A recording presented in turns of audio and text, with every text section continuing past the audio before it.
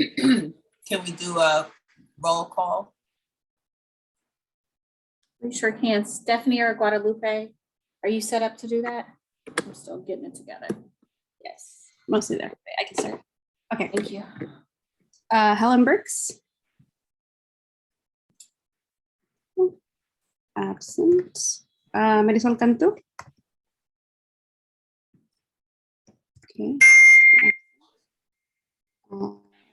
Eddie Chacon.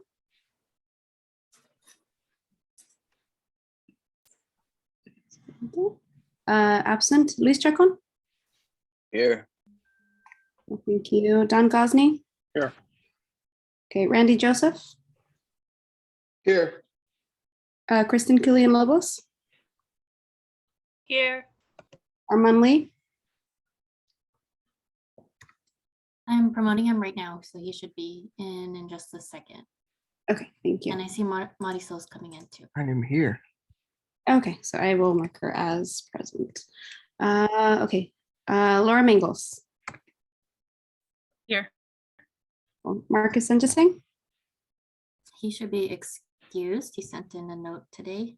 Okay, so I will mark him down as that. Joy Schlimmer. Here. Thank you. Deborah Small. Present. Andres Soto. Presente. Ben Terrio. Here. Tamisha Walker. Present. Linda Whitmore. Here. And BK Williams. Here. So for the record, we have one. Marisol is here now. Yes, she's been noted.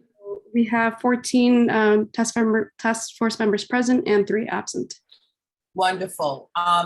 Before we start the meeting, I'd just like to ask that we observe 21 seconds of silence in honor of the 21 lives that were lost yesterday. I think, Stephanie, if you have a clock, can you just put it up, please, for that time?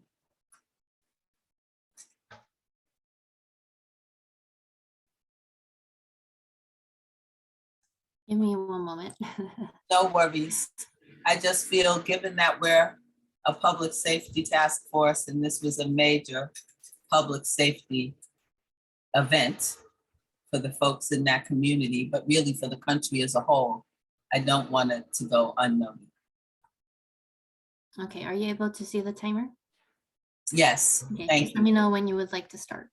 Now is good. If people want to say a silent prayer, that's great. If not, it's okay. But I just want us to acknowledge the loss.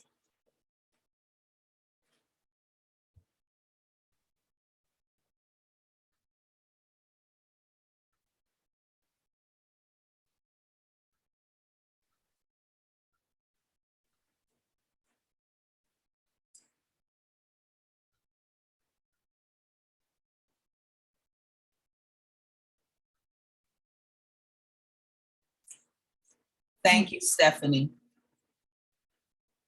We could easily have done the same for the almost dozen lives that were lost in Buffalo a week before. And I'm sure that at the rate that this is going, there's people dying right now as we're speaking. And I just wanted to say that the work that we're doing is really important because it's really essential that as a country, we really rethink what safety looks like at every level, at the community, school, churches, every day. And while it seems like we can only make a small dent, it's all those little small efforts that ultimately will help us change directions. So I just want to thank everyone for being here tonight, for the time that you take out of your days to do this work, and to let you know that it's meaningful and appreciated. I guess the next item on our agenda is agenda review and adoption. Have people had a chance to review the agenda? If not, you can take a moment to do that while Stephanie, either you or LaShonda can go through the meeting procedures. And while you're doing that, the rest of the task force can review the agenda in case there's any changes that they want to make. Stephanie or Lupe, are you able to do that, please? Yes, I will pull it up right now. Thank you, Guadalupe. Just give me 1 moment.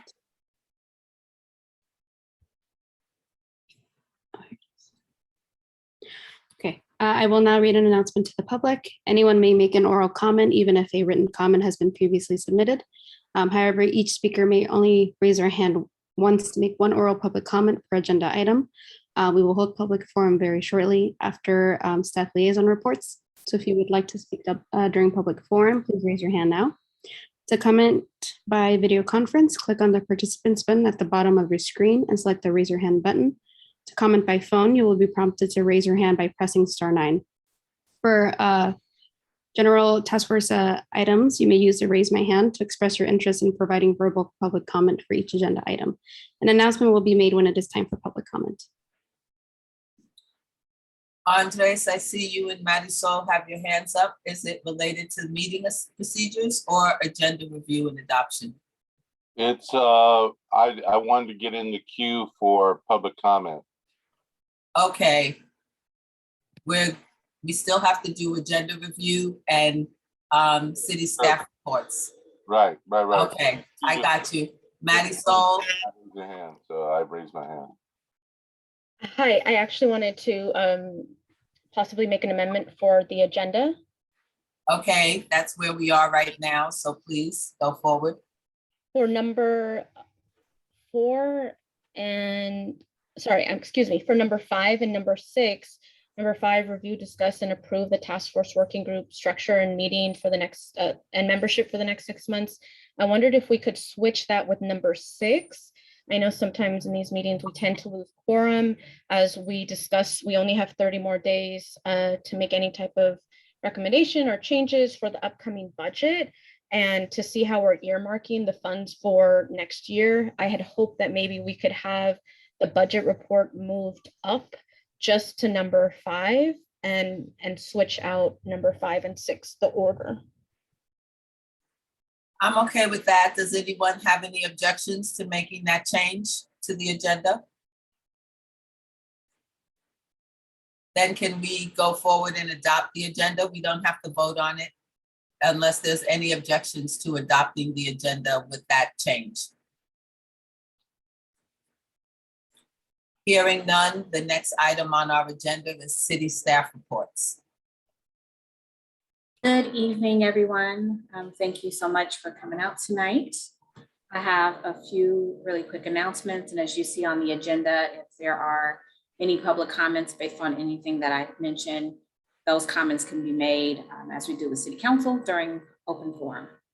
So one is first, I would like to allow Heather McLaughlin to introduce Allison Flowers. Excellent, thank you. So I'm super excited to introduce Allison Flowers. She's an attorney that's going to be helping us staff you all for the foreseeable future. She is one of the attorneys with our interim city attorney, Dave Ailshire's law office, and she's in the local office, which is based out of Alameda. So I think it's particularly nice, no matter what happens in the future, I think she'll still be available to help us staff you all and provide some continuity and some great experience.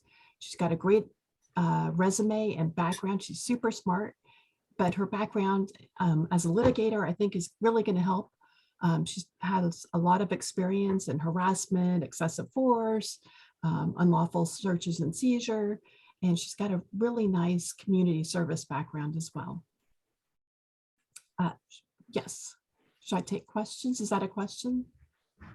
No, I think Andres has his hands up for public comment. I just want to welcome Allison. Thank you very much. Nice to meet you. Is there anything, hold on 1 second, Don, I see your hand. Is there anything that you would like to say to the task force before we start taking questions? As Heather referenced, I am a partner with Dave Ailshire's firm, Ailshire and Winder, located in Alameda. I live in Oakland, so I am pretty much right down the street, and I am very excited and honored to be a part of this task force. I look forward to working with everyone. Thank you. Okay, Don, do you have a question? for Ms. Yes, I do. Flowers? Yes, I do. Thank you.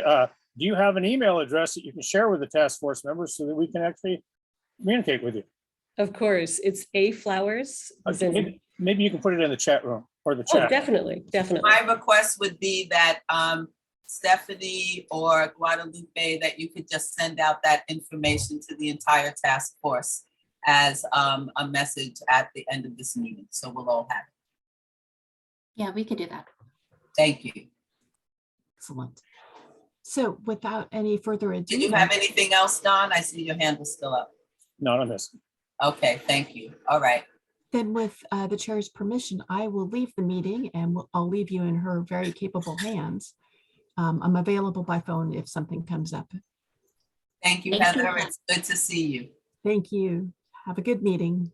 Thank you. So I have two more quick announcements. One is that I was told that my there's some robotish feedback or something is, maybe I don't sound quite right. I'm gonna try and fix that and maybe call in on my phone, but I am at a conference and so I'm in a hotel room and this is the best internet I'm gonna get. So I'm gonna try and fix it just in case I'm not coming through clearly. So my apologies for that.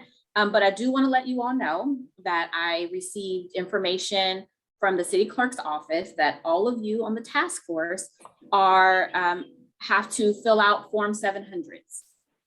So that's where a lot of our boards and commission members have to do that. And they asked that I share that information with you all tonight, or I said I would share it tonight. Before you get the email from the clerk's office, it will have the resolution from city council that outlines what Form 700 is. They'll tell you when it's due. And there are directions. I fill it out every single year and it's an opportunity for you to talk about conflicts of interest and other things. So you all are subject to it. And so I wanted to make sure you knew that prior to you getting an email from the city clerk. And I am not an expert in it. Allison, I don't know how familiar you are with it in case there are questions that I probably cannot answer on the subject, but I do see a hand up from Mr. Joseph. Yeah, the only question that I have is that I know I filled out a Form 700 for the CPRC and it included the task force audit. So do I have to fill it out again? Because I just filled one out before the end of April. Allison, do you know the answer to that? My thought would be no, that you don't have to fill out multiple ones, but you can. I don't know off the top of my head, but my thought would also be no, that once you've submitted it, then it's applicable to all of your commissions and other public bodies. We will find, we'll find out, we'll confirm, and I'll ask the clerk's office to answer that question in the email that they send out to all of you. That if you are already on a board or commission, already fill one out, you know, do you have to fill out a separate one, or does the one you already filled out and submitted suffice? But they will be able to answer any questions that you have around Form 700. Will we have an opportunity to ask any questions that we have about the document before it is due? My understanding is yes. I'm looking at the email from the clerk's office. I don't see a deadline. I feel like a lot of other people's Form 700s were already due. But we just got notified that this task force was required to fill one out. And so I will make sure in the email, they'll let you know when your deadline is. And therefore you should have some time to be able to ask any questions of the city clerk's office or the city attorney's office about Form 700 before you have to submit it. Right, so be looking, her name is, I think it'll probably come from someone by the name of Sabrina Lundy or Jaswara, Pam Christian, somebody that you may not have received emails from in the past. So just be on the lookout for it, Form 700. And then I don't know if Kristen wants to also share this information, but we also will send an email out that tomorrow night we are having a hosted by council members McLaughlin and Jimenez, and I will send an email out to all of you. Some of you may already know about this. It was a slide in this, or it's in part of the staff report actually, that there is a meeting tomorrow night, a community forum, the second of 3 in a series around community crisis response. There'll be a panel including Contra Costa County and NAMI and some others. And I'll provide a really brief update, very similar to what you're going to hear tonight about where we are on the staff side. But I want to invite you all out to that tonight. Once again, we'll send an email so you all have all the information and the link. But I believe, Kristen, it starts at 6. Is that correct? Yeah, it starts at 6. I think you covered everything. I emailed Stephanie the flyer again, but then she reminded me it's actually it's right here in the agenda. So we will still, we invite you all to come out to learn more. That concludes my announcements. Thank you all so much. Thank you very much, LaShonda. I appreciate it. Don, I see your hand is up. I can't hear you. You're muted. Thank you. Back on Form 700, I just took a quick look at it. We've got a little bit of a dilemma on it. Maybe that can be addressed by somebody, because it tells us the term that the starting date and the end date. Problem is, it already pre-prints the end date at December 31st, 2018. So unless we've got ourselves a time machine, we can't go back and finish this up in 2018. There's no option for us to change the date. We will make sure you have a form. I fill them out every year, and I always can put the date that I need in there, but we'll make sure that the form you get is fillable so that you can put the accurate date in. Okay, I pulled this up right off the website of the city. Okay. Well, in the link usually that they send you, it'll allow you, because it's there's a system that you actually go into the system and fill it out, so that next year you can just populate it. It'll have all the information you had in there from previous forms, and it's just an easier way to fill it out. So I think what they have on the website is probably something from 2018 that they just wanted to show. But there's a whole system that you all will be able to fill out that will populate into a form. And I'll stop filling out the old form. Thank you. Yes, just wait. Thank you. One quick question then, LaShonda, is this an annual form? So then we should only fill it out for 1 year, even though the task force is longer. Yes, it's an annual form. Okay, great. Thank you very much. You're welcome. So was that concluding your staff report? I am done. Thank you for your time. So that takes us into public comments.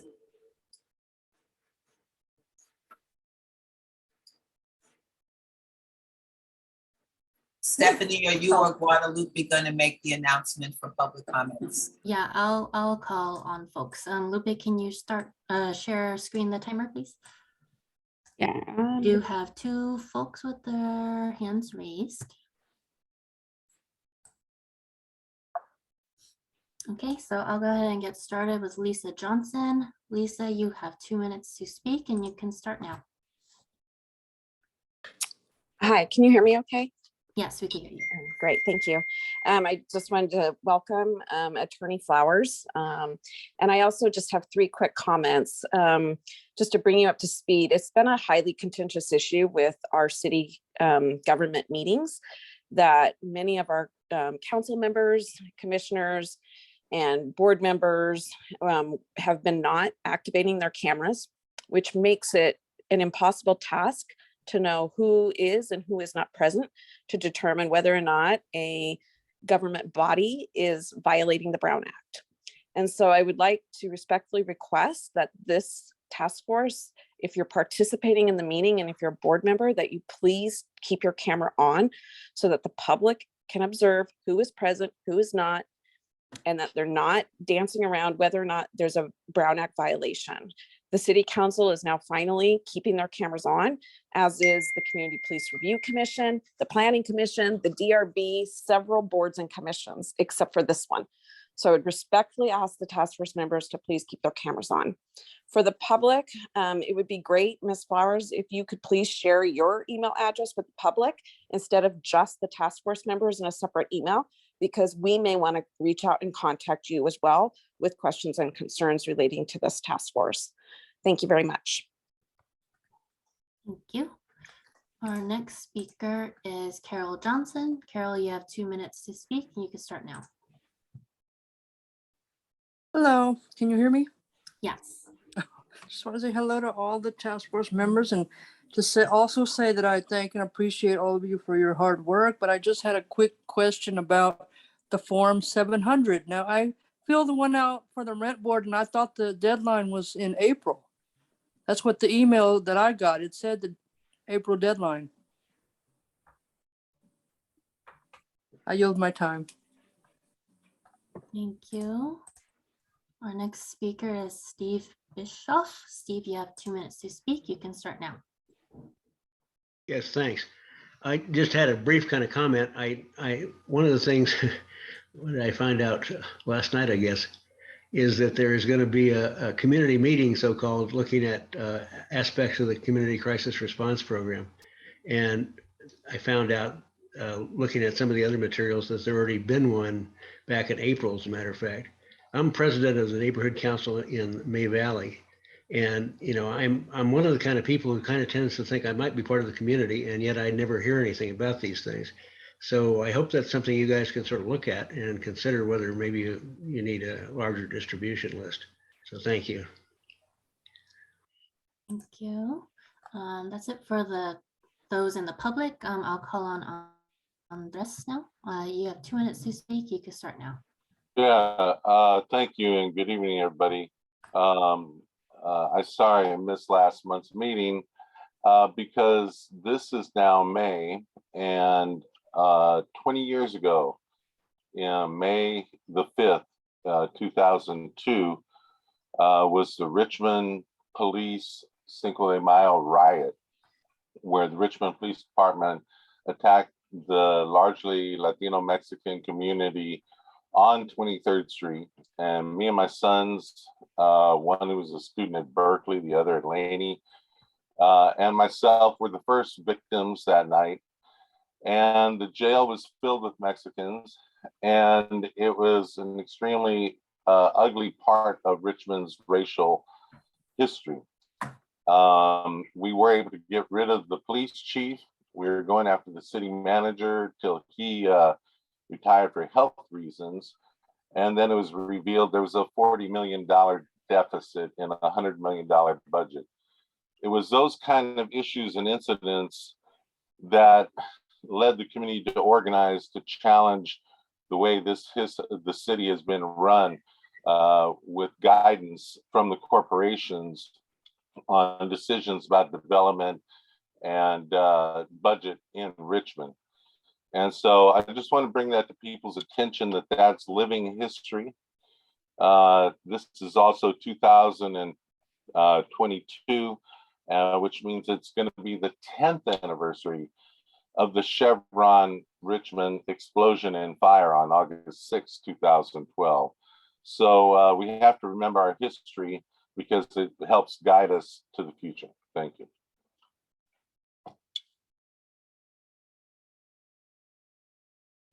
Okay, thank you. The last speaker will be Randy Joseph. Randy, you have 2 minutes. You can go ahead and start. Hi, everybody. My name is Randy Joseph, task force member. I wanted to also bring to the light that this is the second year anniversary of the murder of George Floyd, which is a linchpin of how this task force originally is starting to look at the process of how we do public safety differently. Especially with things going around in this world, it's imperative to know that people here are looking at ways to stop crime, looking at ways to tend the tide to make sure that people feel safe in the public. And we always also want to recognize a lot of the people that started this work, especially a lot of the young people that were in Richmond, who started doing marches, who started talking back, who started wanting to reimagine and relook at how we do things in our city and to come up with better outcomes for the people in the community. So wanted to put that in the focus to make sure that we continue to do the work that we can to make sure that our community is whole, feels safe, feels wanted, and feels protected, and have the things you need to be successful. And through what community support and community guidance that we get this stuff done. I yield my time. Thank you. And that will conclude our public comments. Thank you, everyone who contributed to that conversation.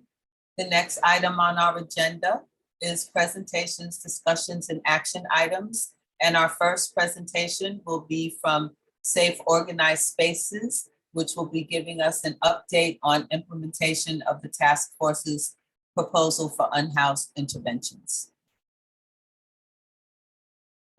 Hi there, I'm Daniel, and Allison is here too. There's Allison Gill, I'm Daniel Barth, and we're with Safe Organized Spaces, S.O.S. Richmond, and we're delighted to be here. We have a PowerPoint that I hope the latest version is about to emerge.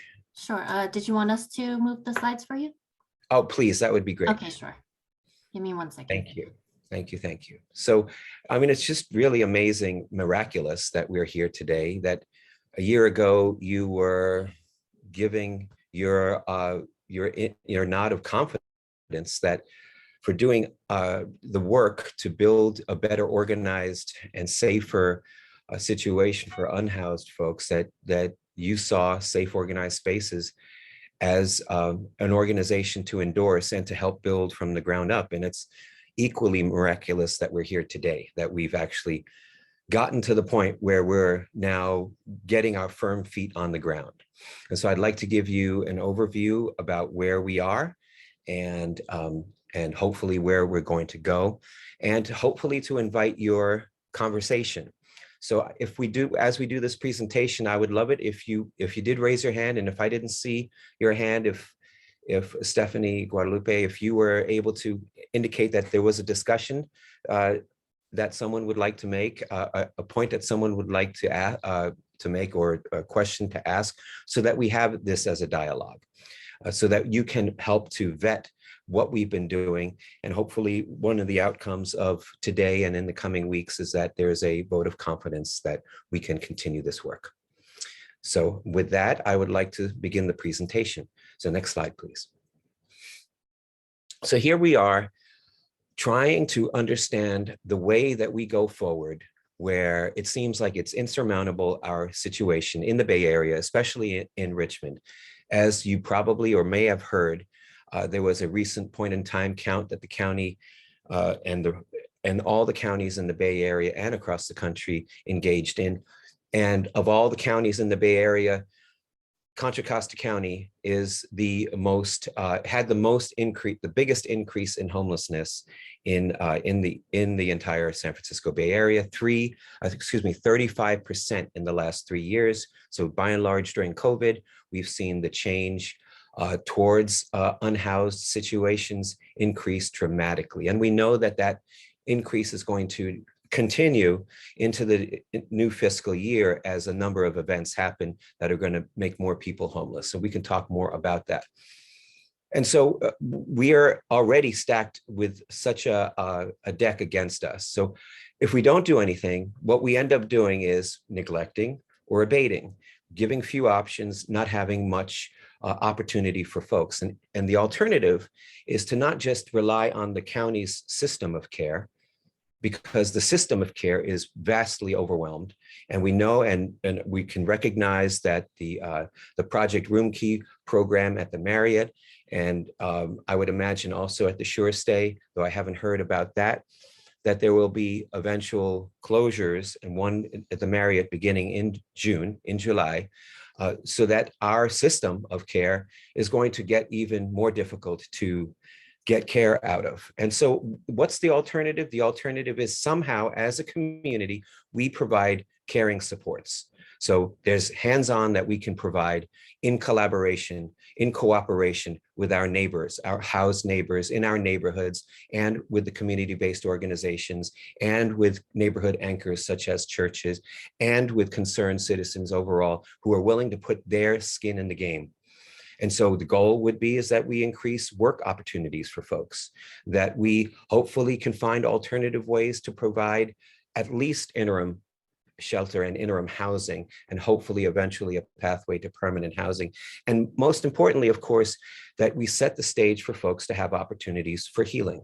And I could describe that because it's really the emblematic in the faces and in the lives of the staff that we have, of the people that we employ, the healing transformative process that they're engaged in. And it's only possible with a community of care. Next slide. So what's the S.O.S. story?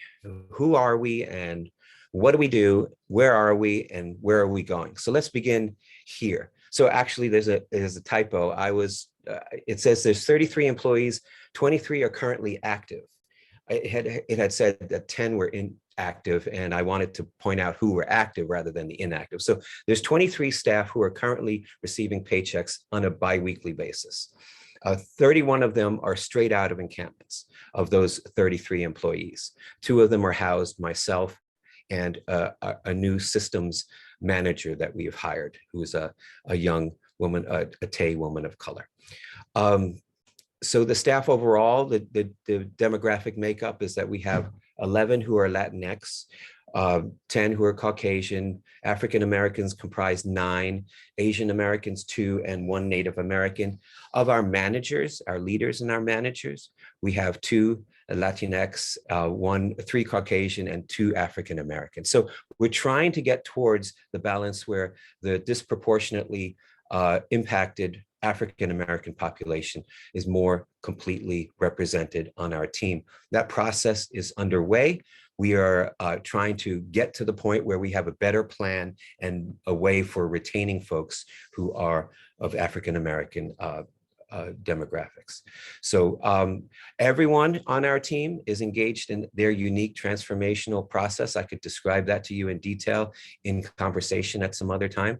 And each has a role in improving safety in our encampments. Next slide. Oh, you know, and before we actually move the slide, so just to point out, the trash that you see on the left is our daily neighbor. We pick it up every day, we come back and another stack is there. That's what we do.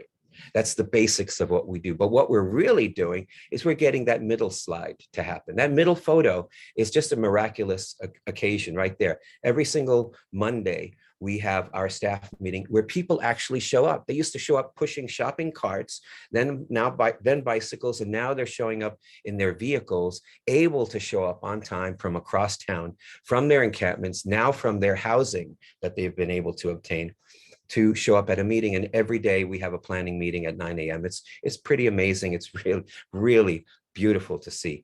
And what do? Every little piece that we bring to an encampment, such as that water, that mobile infrastructure, is another piece of the safety net that we're trying to provide at homeless encampments. Next slide.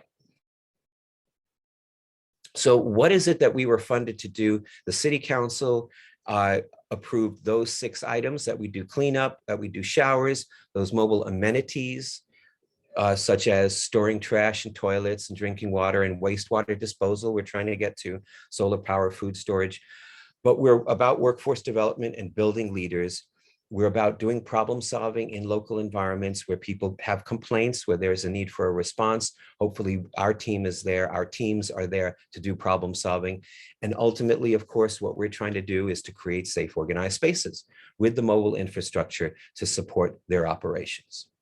The second bullet on the bottom there, I would like to point out that in the coming days, and I promise you that in the coming days, we will have a form, S.O.S. Inform, that will be an online form that anyone can fill out. So when Linda calls and texts me, instead she could say, you know what, you need to come back to South 9th and Cutting because it's a mess there again. And then boom, send it. And then that becomes information that we can then track and follow up that day. Next slide. So it's really important that we look at this at the neighborhood level, because if we look at it at the federal level, it's impossible. It's baloney what they say, we're going to end homelessness. You know, I don't want to say bull hockey, but that's what it was and has been for 20, 30 years, the promise for ending homelessness. And we can't expect the states to do it. They've made great efforts by providing the support that allowed for Project Room Key and now Project Home Key. And the county does what it can with its resources. But really, even though we lack the resources at the city level and especially at the neighborhood level, that's where the change can happen. So it's about encampment residents, building trust, and it's about having partnership with our housed neighbors. It's about having neighborhood anchors for example, our faith communities. It's about gaining acceptance neighborhood by neighborhood for the interventions, for the remedies that we need to see happen. It means total cooperation with the public agencies. And we're beginning to have great efforts in that regard. And it's about building on some mutual mission amongst community-based organizations and trying to facilitate that community of care. And ultimately, it means bringing in the business sector, not just our neighbors, but our business partners as well. Next slide. And so who are we?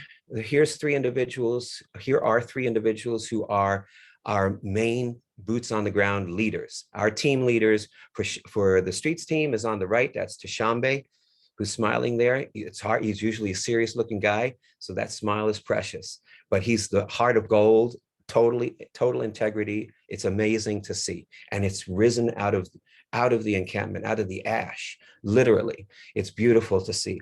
And Seisha on the left runs our showers, our shower power team leader. And there she is, of course, donning a cleaning implement because she lives at Castro. And so in her side time, she's helping to clean up because that's our responsibility, is we're engaging folks to be leaders beyond the paycheck. And in the middle, you see with his daughter, that's Antoine, and he is our emerging mobile infrastructure leader, team leader. Next slide. So we have field partners that we are currently engaged in. One that I would like to pencil in right there is hopefully GRIP. We would like to have a partnership with GRIP in the coming weeks so that they can provide navigation, case management services in encampments that get folks navigated into our interim housing and eventually into permanent housing. So this list is going to expand, but for starters, this is where we're at. And I have stories about each of them I would love to share. If there's any questions, I haven't given a moment for you to ask questions, but please do chime in when you have a question or a comment. Next slide. I saw a hand raised. Oh, please. If you want to address that. That's me, Stephanie. I just had one quick question, Daniel, about the online form. Is that meant to be used by people in the encampments? The main goal, it's a very good point. Now, if it's going to be used by folks in encampments, they of course need to have electronic devices, but the main— And access to the internet. Exactly, of course. So we're not expecting that to be the case, though I just got a phone call as I was being introduced by someone who is looking for work. I get this every hour. So if there is a way for better communication, so it's not, coming at me, but coming into a system, that's what we want to create. So, but I mentioned Linda Whitmore because she had communicated something on a text to me, and instead it would be done on this form that any neighbor, any community member can fill out, any public agency. Instead of a Victor from Public Works texting me, he might send in, well, we're going to be doing an abatement tomorrow. This is the time. And can you show up in advance and do such and such? And it's that kind of communication online that we would like to have with the housed community and public agencies. Next slide. Thank you. Thank you. So key performance indicators. It's been keeping data in an organization that's building its systems has been something that we want to build towards. I don't want to necessarily be counting number of showers and number of trash tons picked up. I would like to see the substantive work of changing people's lives being part of what we report on. But this is what we report on because these are the main deliverables that we're charged to provide. So if you notice, the showers are pretty consistent from quarter to quarter. If you notice, before we started, well, let me back up. It was actually in November that the Reimagining Public Safety funds were kicked in, and then we were able to start to increase our staffing. And from July to September, anticipating that, we were burning what little money, extra money that we had to try to get ourselves ready for the implementation. So the July to September is pre-RPS funding. And then October to December includes our work funded by the RPS funds. And this takes us through March. If you notice, for example, we're becoming more efficient with picking up trash because from quarter to quarter, in the third quarter, we've doubled our trash output or picking disposal. And so if you also notice that there is a number of scattered sites that we are assessing and getting ready for the permit process, and we have one micro village, and I'll describe that later on, one pending micro village of 10 households to move into what will be called workforce housing.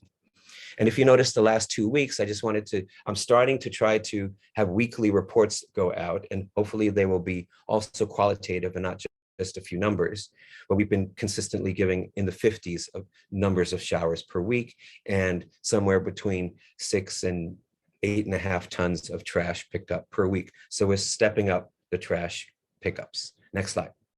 Any questions about our KPIs? I have a question. Please, BK. Thank you. On the prior slide, you have, if you could just go back one slide. Thank you.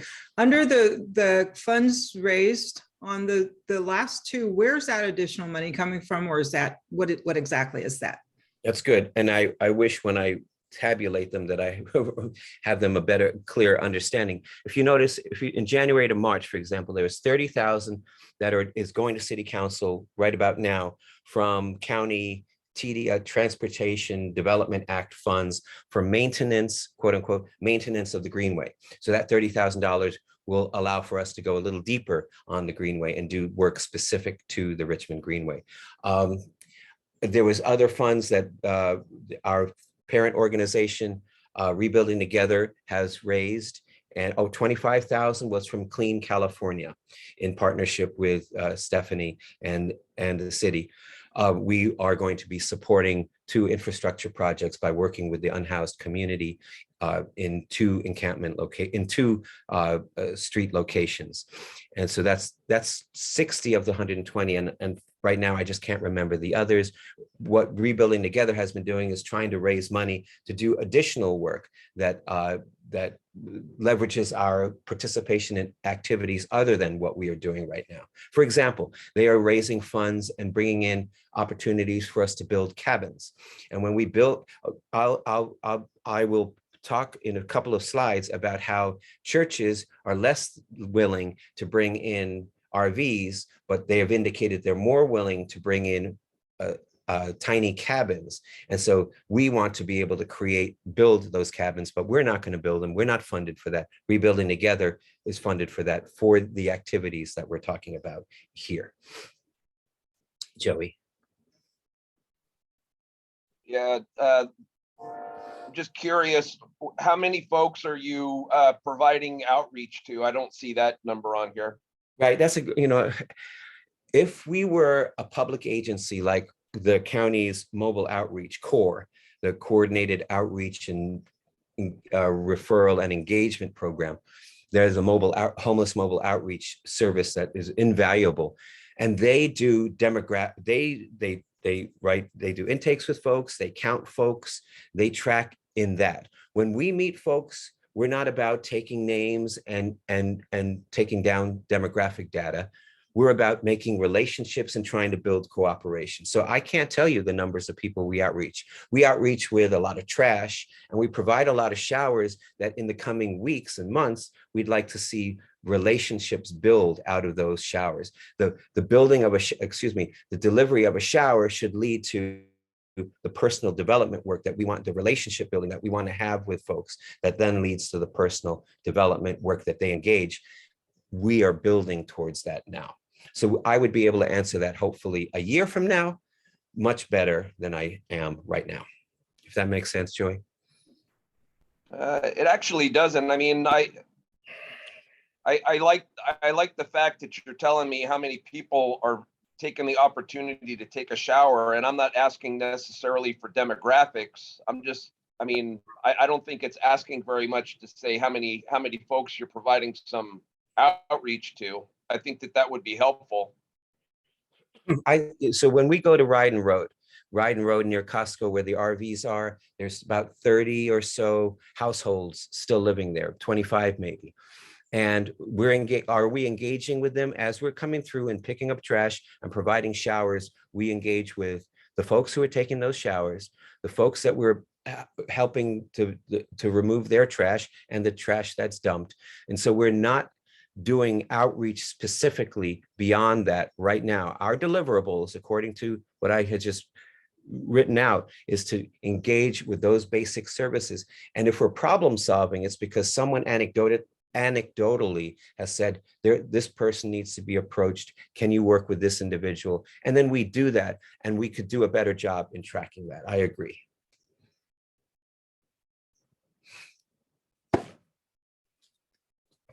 Okay. Kristen, I see you have your hand up, so go ahead and ask the question. Daniel, how many more slides do you have? This is slide number something, and we're more than halfway through. We're 3/4 through. I think. Okay, because my hope is that we can be finished with this in the next 20 minutes, because we still have 5 more presentations to get through this evening. Keep me to time. Thank you. All right, go ahead, Kristen. Yeah, my question to you, Daniel, is when you're talking about engagement, are your folks, S.O.S. folks, fully aware of all of the other resources for the people you're engaging with to be connected to? Is that what you are talking about when you say engagement? When we're engaging with folks, it's about what the practical issue that's right in front of them right now. And sometimes it's about, can I get a job? And then, yeah, come to our staff meeting. So it's the job of CORE to be engaging with folks to help them access services. We're not duplicating that. They provide that service extremely well. They're well adept at doing that. And so our job is basically, what is it that you really need right now? Do you have needs? That S.O.S. Inform would be something that we can fill out when we're engaging with folks to say, so-and-so needs a tent, this person needs to have support in these ways, and then we can follow up. And that's the problem solving that we'd like to get to beyond the scope of what we're currently doing. Does that make sense?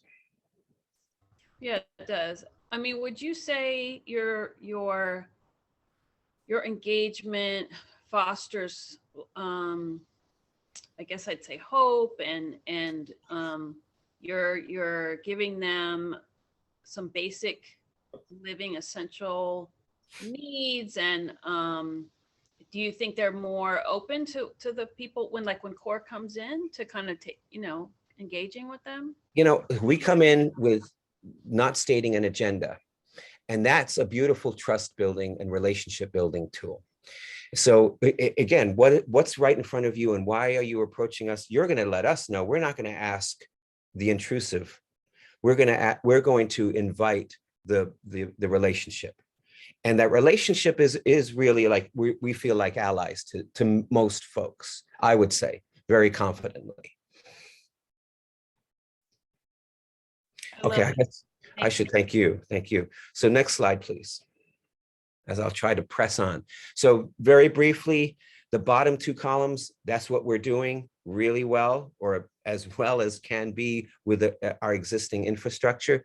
We have a field manager, and Allison is our director of revenue. And there I am on top there. But the yellow is what we are needing to build when and if and when, and let's say when, we are able to become our own independent nonprofit, able to steer this ship, this cruise ship that really needs to happen to bring aboard all of the support that is this community of care. Can we help to facilitate something? Not without these elements. Next slide. So as we evolve in the coming months, where we're going from is trash really is about in each neighborhood, at each locale where there's blight, helping to transform, right? And having our folks as stewards in that transformational process of place. Neighborhood is the place of our folk, or is our focal locus, is our locus of opportunity. And then the personal development is Kristen, what you and Joey are talking about, is we need to get in there with folks and help folks first and foremost with employment, building trust, but then it's about the healing process, the supports that really aren't delivered until you go to some other place that you may or may not get that service. What can we be doing with folks that is very engaging right there? That's the goal of the personal development work that we'd like to see happen towards the evolution of safe places. So transformative work on place and people are safe places. Simple as that. We need to find those off-street alternatives. And I'll talk about that next. Next slide. So there they are. So here is a little cabin that's being built, excuse me, right in our work yard. Our work yard is actually the site on the side. This is the 580 freeway that we're underneath, right there on South 2nd Street. And just in the daylight is going to be this corner that's going to have space for 10 RVs and or cabins. And that's going to be our first micro village. Santa Fe micro village is going to be our first victory in a neighborhood. And I can't tell you how big that is because it has been so difficult to create partnership in neighborhoods. I was at Coronado today. I'm going to be at Santa Fe Neighborhood Council tomorrow and at Shields Reed. Usually would have met yesterday and it's going to happen in July and so forth. We have to neighborhood by neighborhood be doing this work. It starts by creating scattered sites in church parking lots with cabins like that, because churches have said very clearly they do not want to have RVs in them, in their parking lots. They want to have cabins. And so we're in the business now of creating these cabins in partnership with Rebuilding Together. And the woman there on the right in the hat, Antoinette, is someone who lives in a car who just graduated from our partners, a pre-apprenticeship program, Rising Sun Center of Opportunity. And she is going to help to build those cabins because she now has earned the ability to build those and now can be employed by Rebuilding Together and work with us at that yard. Starting in June, we're going to be doing that work. The goal is, of course, that we don't want to be doing this little bitty stuff in each church parking lot. That's a goal towards community acceptance, towards neighborhood acceptance, because we can't identify locations yet. The city and S.O.S have been working on this on a weekly basis to build those empowerment villages that we need to create, and eventually in partnership with organizations like Richmond Land to build the permanent villages that we need to see. And the households are going to be living in RVs and trailers because that's where people are, and tiny cabins, and eventually tiny homes that we're going to be part of developing in partnership with Rebuilding Together. But I won't talk about that because we don't have time. Next slide.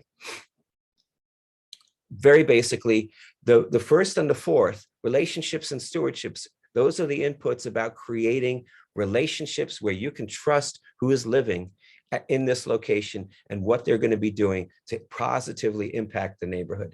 And the amenities that we bring to the safe spaces and the opportunities that arrive in those safe places are the difference between folks living in an unsafe encampment and living in an environment that can promote the transformation to permanent housing. Next slide. And so if you, and I know you as task force members want to say, where is the money gone? This is the slide for that. And it says from July, really from November until April, there is the amount of money, $440,000 that has been spent. A majority of that on the streets team and supports related to them. And then you can see that May, June, July, and August are estimated amounts that'll take us through the balance of the funds that we have been allocated through the 21-22 cycle. So what we're proposing is that we're extending our contract through August, and then hopefully we can see our way through your vote of confidence to going forth with a new RPS budget, which is the next slide, please. And then we can add, if you have questions about these, we can go back to this.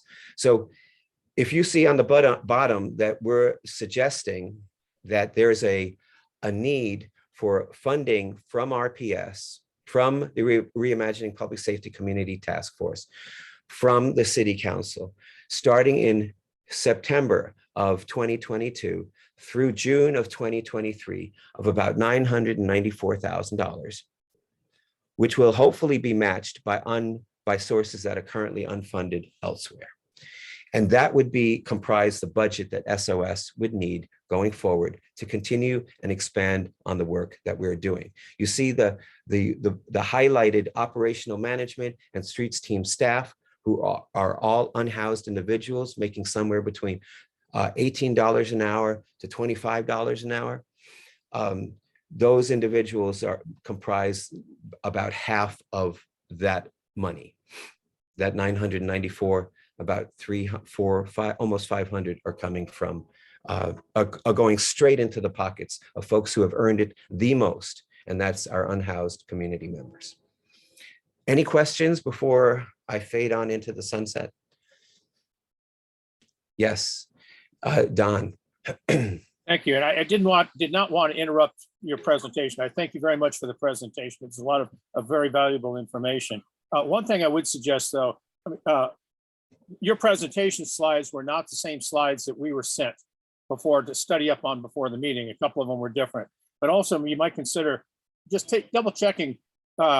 Sometimes the font is extremely small when seen on our screens.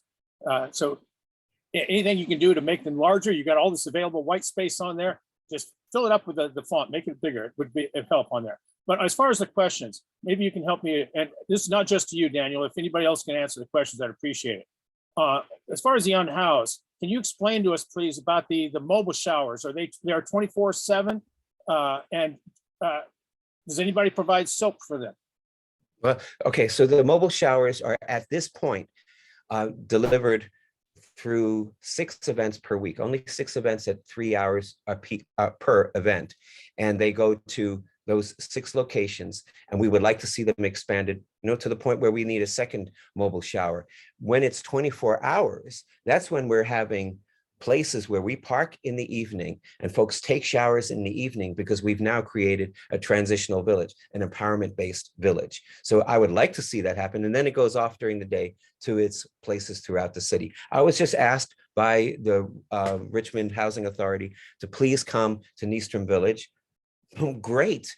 Now I'm getting public authority, housing authority to invite us to come to a place where a lot of unhoused folks congregate. So as we get those requests, or as we see that there's a proper place for us to go, then we come to a new location if we have the ability to scale up. And we provide the basics, of course, that people need: underwear, socks, towels, soap, of course, and someone to talk with. Okay.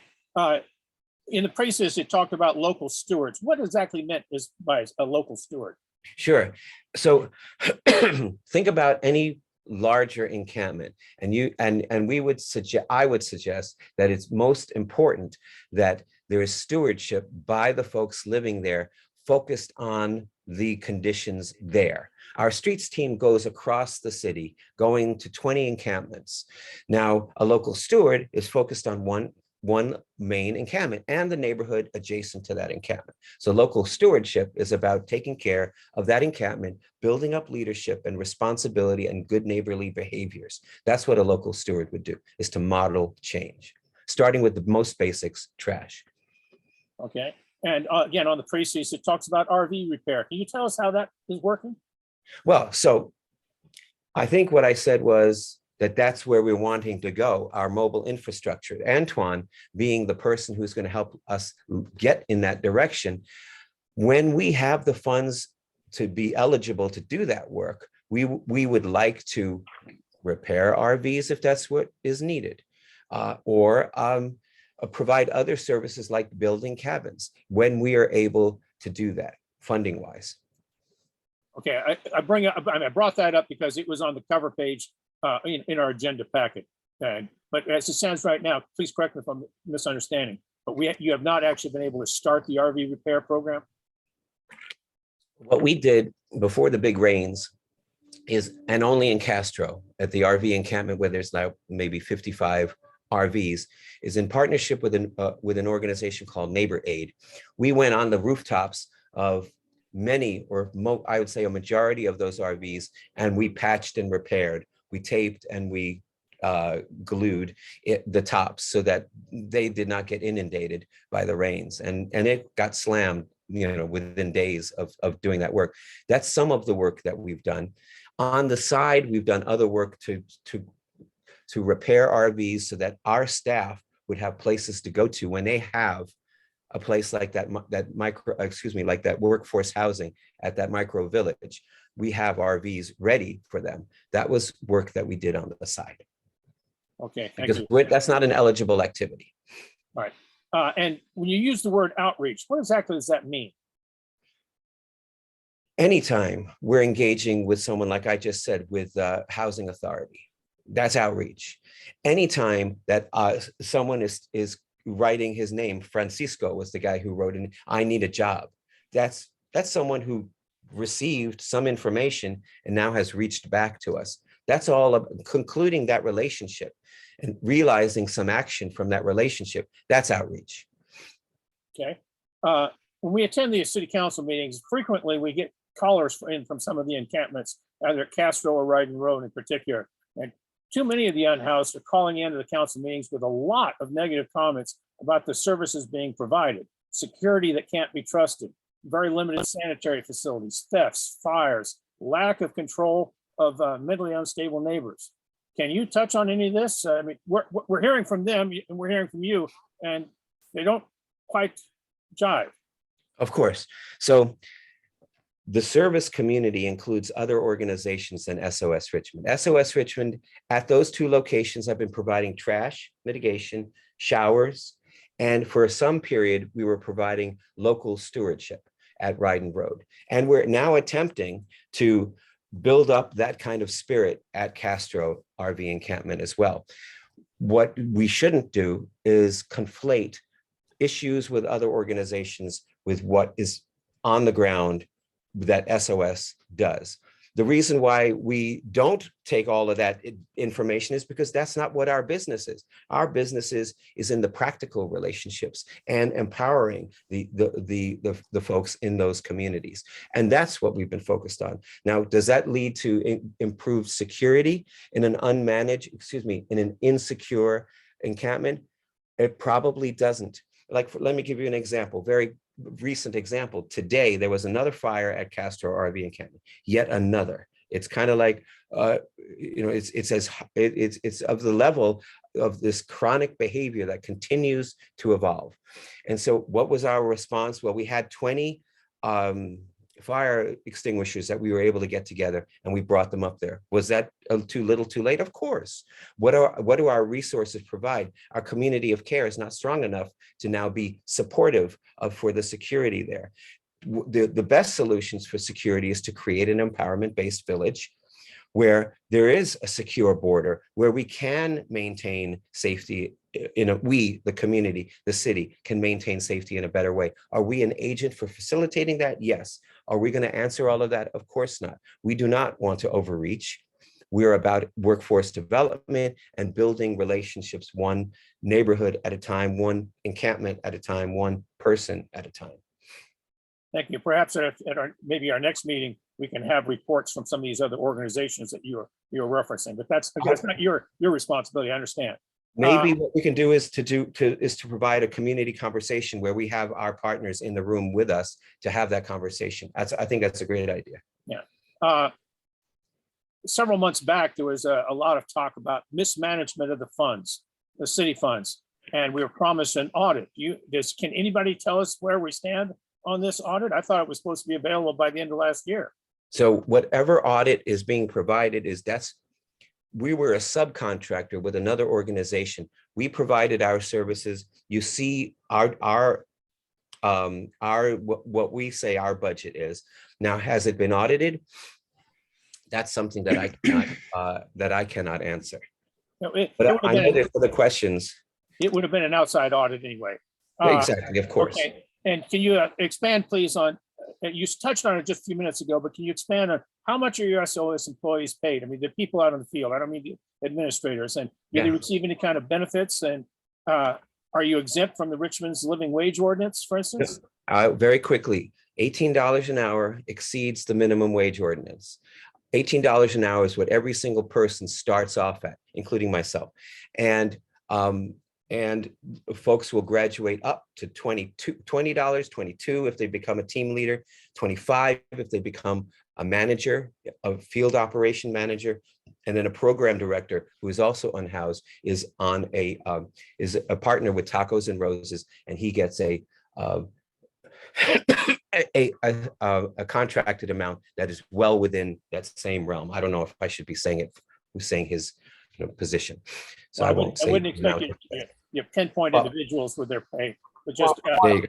point of order, point of Thank order. you. We're supposed to have a defined time for these items.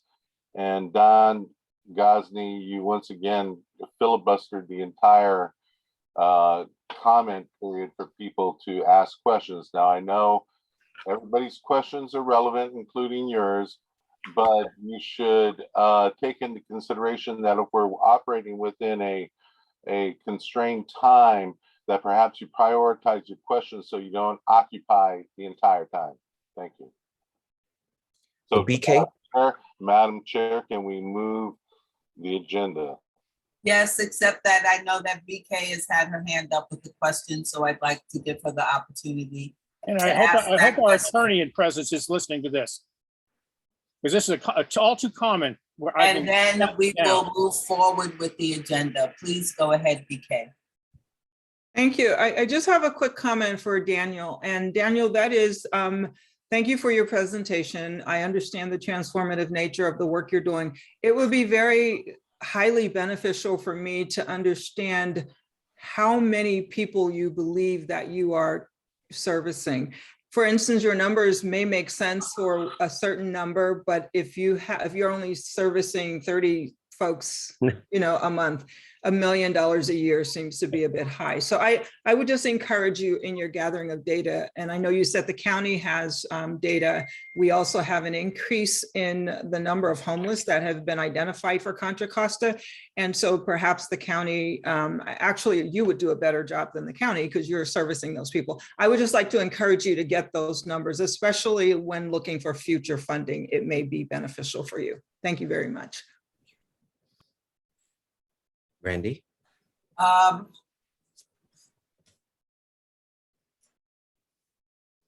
Yeah, I'll defer my question.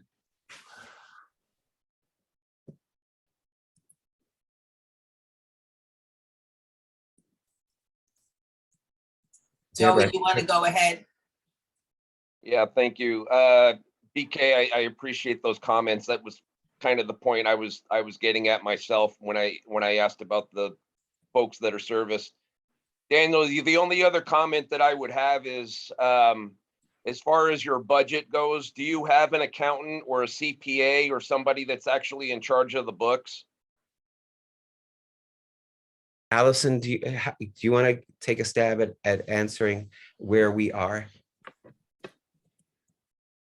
You're muted. Well, S.O.S. just took on a treasurer who is a professional bookkeeper, but we do not have a CPA who is in charge of the books at this point. If anyone wants to get any information from us about the numbers, we're happy to provide whatever information anyone would like. But no, we don't have a CPA on our staff. Okay, I mean, you guys are going to need to prepare taxes like other organizations. Am I incorrect? Well, Rebuilding Together East Bay North is the organization that's responsible for the grant, and they do have that organizational infrastructure in place. So I was speaking just in terms strictly of S.O.S. itself, but I should have just answered the question that Rebuilding Together East Bay North does have all of that infrastructure in place. And so they have the bookkeepers and the accountants that keep track of the money. And so, yeah, and I'm sure they'd be happy to share whatever. Okay, and then correct me if I'm wrong, but some of the Reimagining funds, I think it totaled over $900,000 went directly to S.O.S. Am I incorrect on that?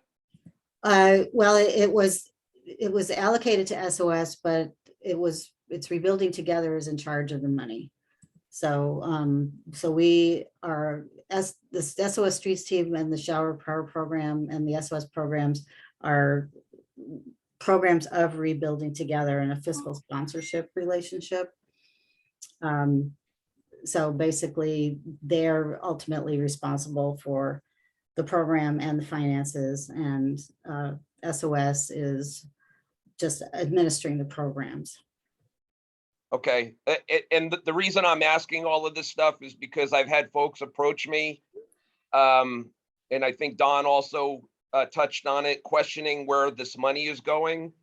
I think it would be, I think you guys are doing a lot of really great outreach. I don't doubt that one bit, but I think in order to help yourselves, I think there really needs to be a very detailed, itemized budget as far as labor costs and other miscellaneous expenses and money in and money out.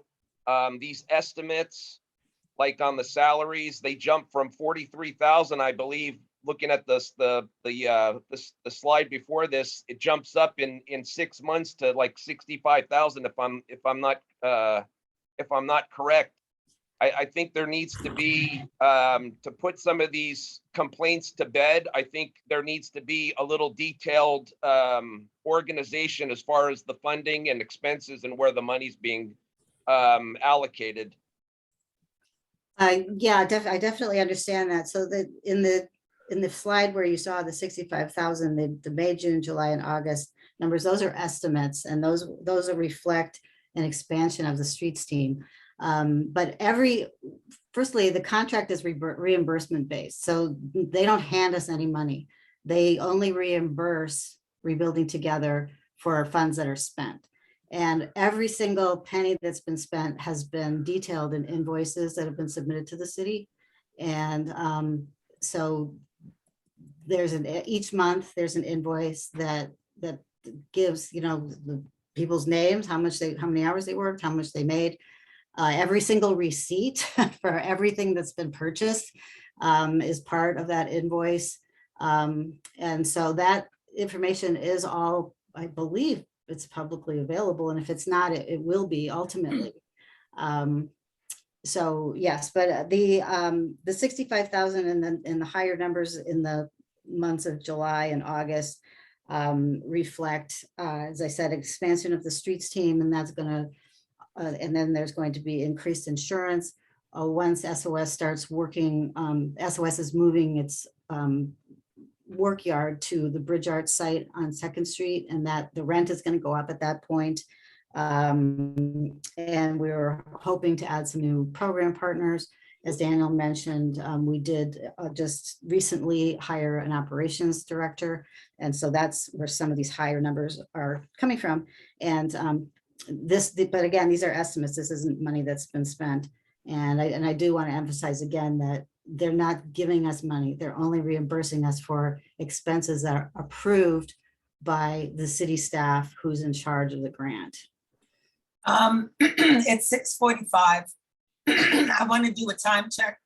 I also want to point out that we do have a task force working group that's specifically charged with helping to manage the proposal around unhoused interventions. Right now, that working group is comprised of Randy Joseph, Eddie Chacon, Tamisha Torres Walker, and Armand Lee. And my suggestion is that for other task force members who have more specific detailed questions about SOS, that working with the working group to get some of those things answered would be an appropriate path to follow. Ben, I see your hand is up, and LaShonda, I see your hand is up too. I'm going to take those two questions, but I'm going to say right now that I really want to limit this conversation to no more than 3 more minutes. So please be mindful of that. Go ahead, Ben.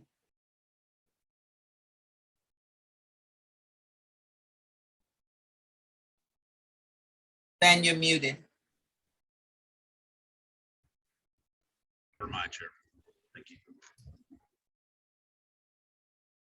You're muted again. Are you planning to say something or no? Never mind. Okay. LaShonda? Yes, thank you, Chair Small. I just wanted to let everyone know that the contract, the city has entered into a contract with Rebuilding Together. And as stated, Rebuilding Together is a fiscal agent for S.O.S. So the council approved a contract. The contract is available for anybody who wants to see it, that has a scope, a budget, tells you how much administrative, there's like a 10% administrative fee for Rebuilding Together to manage that contract. But that information is publicly available if people want to see that information. And as a nonprofit organization, which Rebuilding Together is, they are required to either complete a 990 form and or do a audit annually for their organization. So once again, they are the umbrella organization that is housing and supporting S.O.S. So I just wanted to share some of that information with you all. And the contract for Rebuilding Together for this work is on the City of Richmond website for everyone to see. Thank you. Thank you, LaShonda. Unless there is a major objection, I would like to move forward to the next item on our agenda. Are you going to allow public comment? You do need to allow for public comment on this item. Yes, let us go ahead and have yes, public so- comment before we go to the next item. Thank you. If there are any public speakers that would like to comment on this item, please raise your hand or by telephone, you can press *9 to speak. And I will allow, I see Lisa Johnson's hand is raised. Lisa, you can go ahead and speak. You have 2 minutes. Hey, great. Thank you, LaShonda. I was just wondering if somebody could clarify what the timeline is for when the results of the audit will be completed. I know that Eduardo called for a audit of all of the money being spent in this program with HCEB and I believe RTEBN earlier this year. And I was just wondering when the city is going to present the results of that audit to the public. So maybe if LaShonda could comment on that, that would be much appreciated. Thank you. Okay, we don't have any other speakers.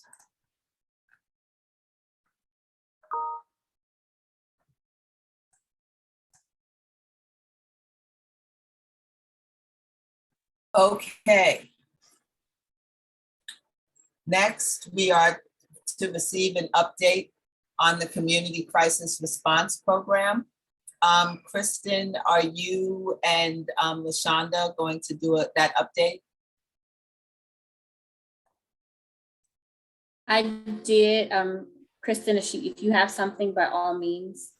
Otherwise, due to time, because it's 6:45, the PowerPoint presentation is included in your packet. It is going to be very similar to what is going to be presented on my behalf as part of tomorrow night's presentation. So I really encourage all of you to attend. And if you can't, please, by all means, we'll have it posted, the recording posted after that session. But high level few things that I just want to point out. I won't go through the PowerPoint slide deck, but wanted to share, because I provided an update last month, that we have as staff continue to do work. We did release a request for proposal last night, and there was lots of conversation about it when Contra Costa County came to present to City Council, and they shared about their A3 program. And some questions came up about our RFP, and I just want to make some things very clear. The RFP is,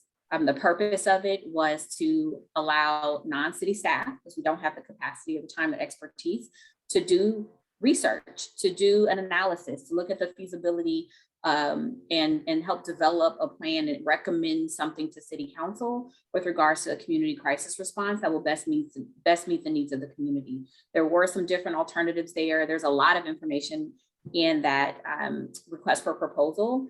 And it really, once again, we're trying to find a program model that works for Richmond. And as many of you, if you listened last night, may have heard, Contra Costa County shared that they are further along than they were 2 years ago, further along than they were a year ago, when this task force presented a recommendation to City Council for an allocation to do a community crisis response program. And so once again, we're just trying to have someone do some unbiased research and present that information to city council so they can make an informed decision about how to move forward. And I agree, I think there was always a piece of collaboration, and that collaboration may have looked different at different points of time in this process with Contra Costa County. But we are definitely in no way, I don't think any task force members that I've worked with or talked to, any city staff are trying to duplicate efforts. That is not the intent whatsoever. We are very thoughtful about taxpayer dollars and just about resources. And so there may be some complementary services, very much like maybe what Antioch is thinking to do, and maybe not. So that's why we want someone to do some research and look to see what makes most sense for Richmond to best meet the needs of our community. So I just wanted to share that. We have been meeting with Contra Costa County. There have been many meetings with Contra Costa County Health Services from task force members when we were meeting as an implementation group, with city council members, with city staff. So there's been no lack of conversation. We could have had more, but we are going to make sure we engage with Contra Costa County more. Just got an invitation, you all may have heard last night, for the Public Managers Association meeting where some city managers are getting together to meet. So city staff is now invited, will be at the table. So that connection with Contra Costa County has been happening. We want to make sure it's strengthened and it makes whatever we do will make the most sense for Richmond. And also, because you release an RFP does not mean that ultimately you have to fund an RFP or contract with a consultant. We did receive 2 proposals, one from, I think, RI International, the other from Urban Strategies Council. And so we will be doing an evaluation, moving that forward. We will take a contract to city council if that's what is determined to do. And city council has the ultimate authority in terms of if they want to fund a contract to help do some research and help us make an informed decision. So once again, please come out tomorrow night. You're going to hear from Contra Costa County. That tells you about that collaboration. They're at the table, they're talking. Also from NAMI, and Kristen can speak to, I can't remember the other panelists that'll be present tomorrow night. I'm going to give the briefest update on the RFP, where we are, maybe highlight the collaboration, because I know people are concerned that we're not talking to Contra Costa County and want to duplicate services. I feel like that is the furthest from where we're moving and what we want to do. So with that, I will stop talking. And Kristen, I don't know if you have anything you want to add about tomorrow night's meeting. Only to let you all know that Jeff Buell from the City of Berkeley Mobile Crisis Unit will be also presenting tomorrow at our roundtable. Thank you. Thank you so much. I see your hand, Marisol. Thank you, Chair. And thank you, LaShonda and Kristen, for helping just move this process forward. I have a question in regards to the RFP process. As the City Council had instructed that the task force work collaboratively with city staff, I wondered how, in one of the most critical moments of looking at RFP proposals, if there was a way that the task force could actually work with the city staff to help evaluate the RFP, because I know, for example, Kristen and other people on the task force have been really helping and could have really valuable insight on that RFP and who might be best fit to do that RFP. And I just think it would really enhance the collaborative process as it was instructed in motion by the City Council. I wanted to see if that could be allowed. So I did invite Kristen because I feel like she has been the most consistent member from the task force that has been involved to be a part of the review. So there haven't been other task force members, but I'm happy for those who have been a part of the implementation, who, when we had the implementation subcommittee, who were there. I feel like that has been a group that there's been some decisions around who was in that group from the full task force. And so I wanted to honor that and didn't want to open it up to other task force members without there being a process to do that. And so to me, the best way to get input from a task force member was to look at who was on the task force that participated in many of the conversations that I was in, that was consistent with that.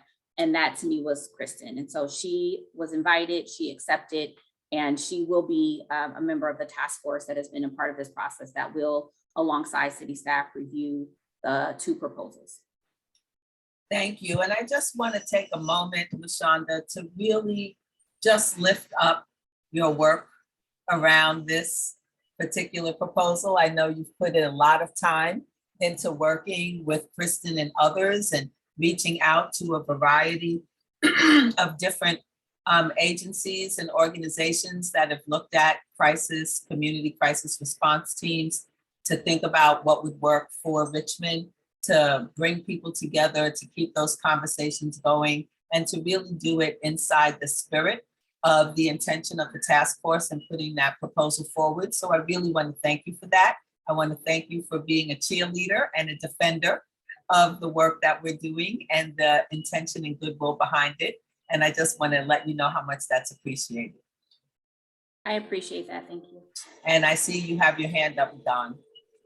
Thank you. Yeah, I appreciated that the county came by last night to the city council meeting and gave a report.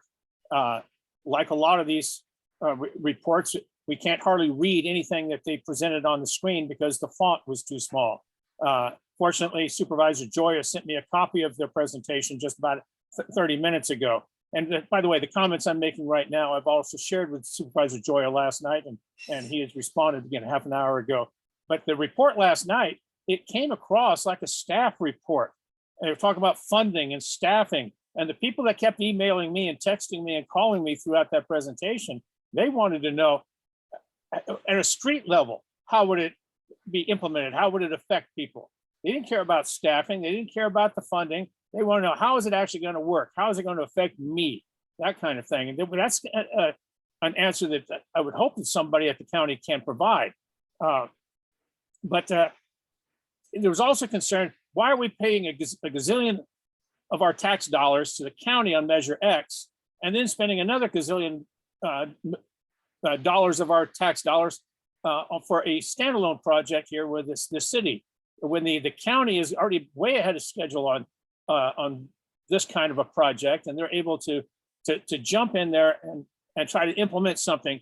I mean, I would like to see if maybe we should have some kind of a hybrid model where we have our own people working hand in hand with them. But it begs the question, this came up numerous times, what happens if the county has their group of people addressing a particular incident, and then with the city has their own people, but they've both got different ideas how to approach it? How do we handle that? Do we need to have another crisis response team come in to separate the two crisis response teams that are interjecting there? Got a lot of unanswered questions on this, and I hope to see that we actually get some responses to some of these questions. That some of the meetings like tomorrow night, they don't always lend themselves to being able to ask questions because they're hit with time constraints. Thank you. Randy? Can I quickly respond, if that's okay? Or do you want? That's fine. Go ahead. No, go ahead, Alessandra. So one thing we can do is see if we can post Contra Costa County's PowerPoint presentation to the website so that individuals can see it and look at it. So thank you for that, Don. There are a lot of unanswered questions. I mean, that's just, and I think that's part of the reason why there was an RP to help. I don't have the time or the capacity or the knowledge expertise on this topic to be able to do that analysis. And so we were looking to have somebody help us figure out, how do we not duplicate services? I think we are all saying the same thing. Nobody wants to do that. And so we are looking for some assistance. And that's why we are also, in addition to that, having conversations and making connections that we did not have previously or strong with Contra Costa County, so that we can figure out, what does it look like? What will it mean for Richmond residents? You saw there was a 1.5 year buildup to them having, all the staffing they need. So they don't have all the answers, is my understanding. We don't have all the answers, but we are dedicated and committed to figuring it out collectively together to make sure that we are not wasting resources. We understand City of Richmond taxpayers are paying into Measure X. Like, we understand all of that. And so, asking for some trust and in us as city staff that we're going to figure this out with the county on behalf of Richmond residents. Thank you, LaShonda. Go ahead, Randy. Well, she pretty much, for lack of better words to say, that I was going to say. All right, then. So we will avoid redundancy and not repeat. Are there any other questions or comments with respect to the Community Crisis Response Program? Let's ask for public comments. All right, we have one speaker, Lisa Johnson. You could go ahead and start. You have 2 minutes. Great, and thank you. And I spoke on this last night at the city council meeting, and LaShonda, I just want you to know, I 100% appreciate the situation and the position that you're in and trying to get the help that you need to address all the things on your plate. I think where the public is has concerns regarding the RFP is that it was sent out with 3 clear directives to them, and in the order in which they were prioritized as spelled out, which was to have a standalone city program that was hired and managed entirely and implemented by the city. The second was a program where the city collaborated with 1 or more nonprofits to implement the program. And then the third was a program where the city would collaborate with Contra Costa County A3 program for implementation and or staffing.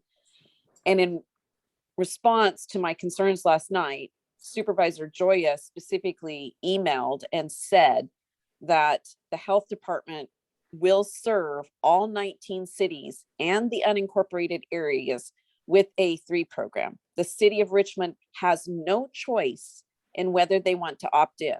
And he emailed this to me, Shasa, Dave Alshire, and several council members. So he specifically said that the county will be providing the service, whether or not this task force decides to try to get the council to approve an alternative plan. Now, he said that you guys can augment this plan if that's the way that the council decides to vote. And I think that is wherein the concern lies, is there are so many unanswered questions. Where's the money going to come for an augmented plan when we already pay to Measure X? And how would that work when there's 2 different groups working to serve Richmond, and the communication on that and how it will be served? Thank you. Thank you. And that was our last speaker. Oh, no, we have one more.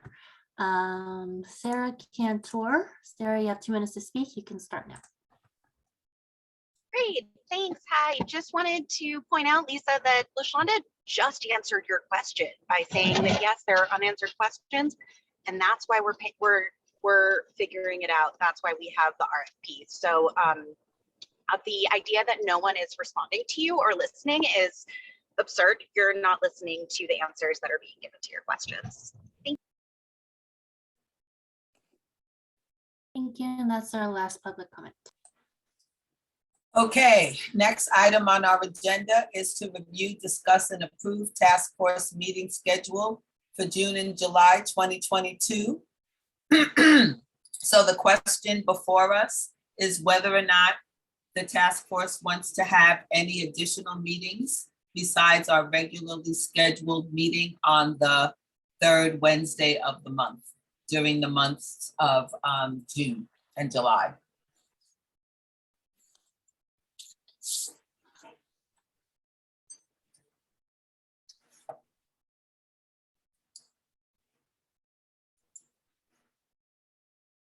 Don, I see your hand. Thank you. I think I'm like a lot of other people. My schedules are pretty damn full. I got meetings every night, sometimes 2 or 3 meetings on the same night. Adding more of these meetings, it might even mean I'd have to decide which meeting do I have to blow off.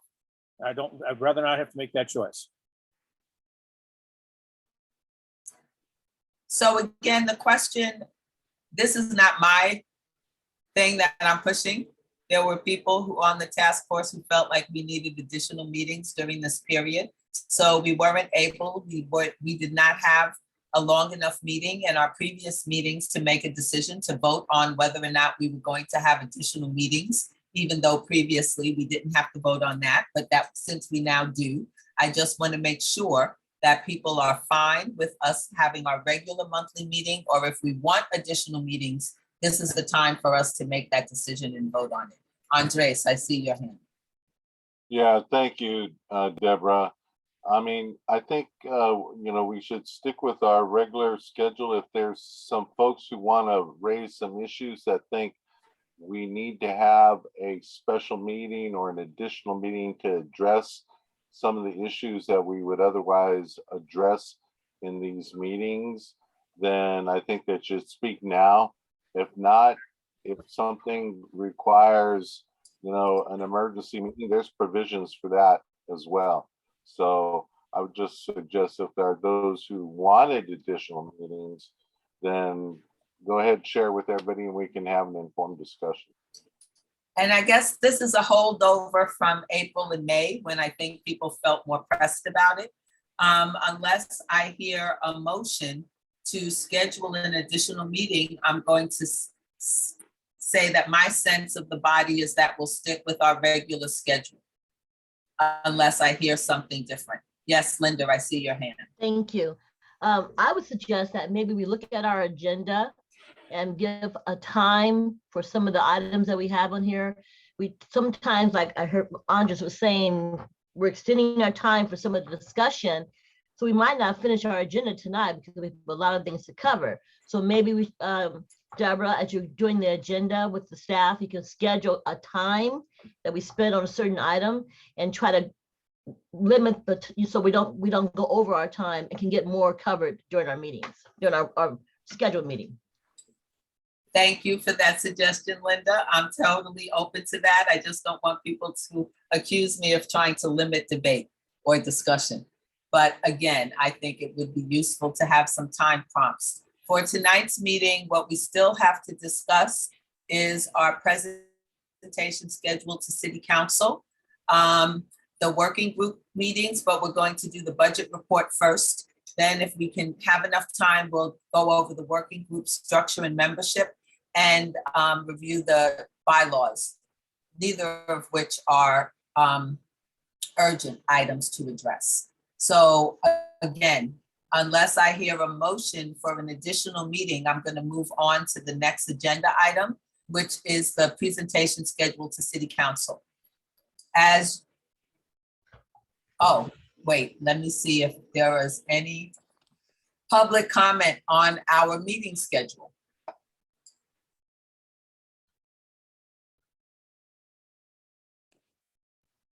I don't see any hands raised for public comment on that item. Okay, thank you, LaShonda. So then, yes, let's go to discussing the meeting schedule. As you know, the task force is scheduled to present each month on the third Wednesday of the month to give an update to City Council. Initially, we were doing that as the implementation team.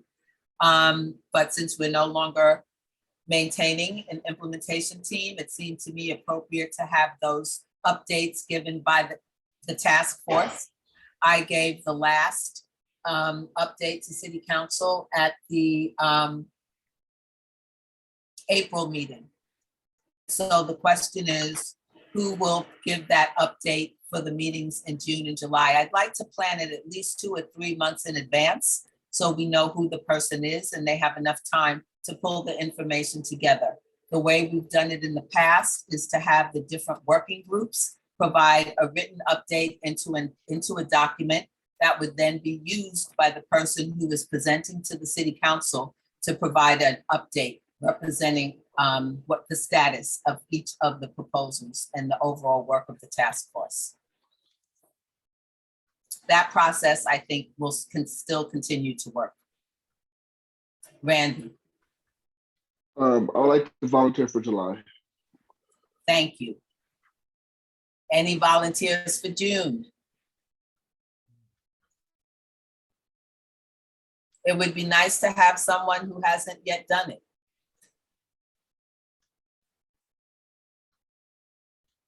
And I'm happy to help the person get prepared if they feel that they need that assistance.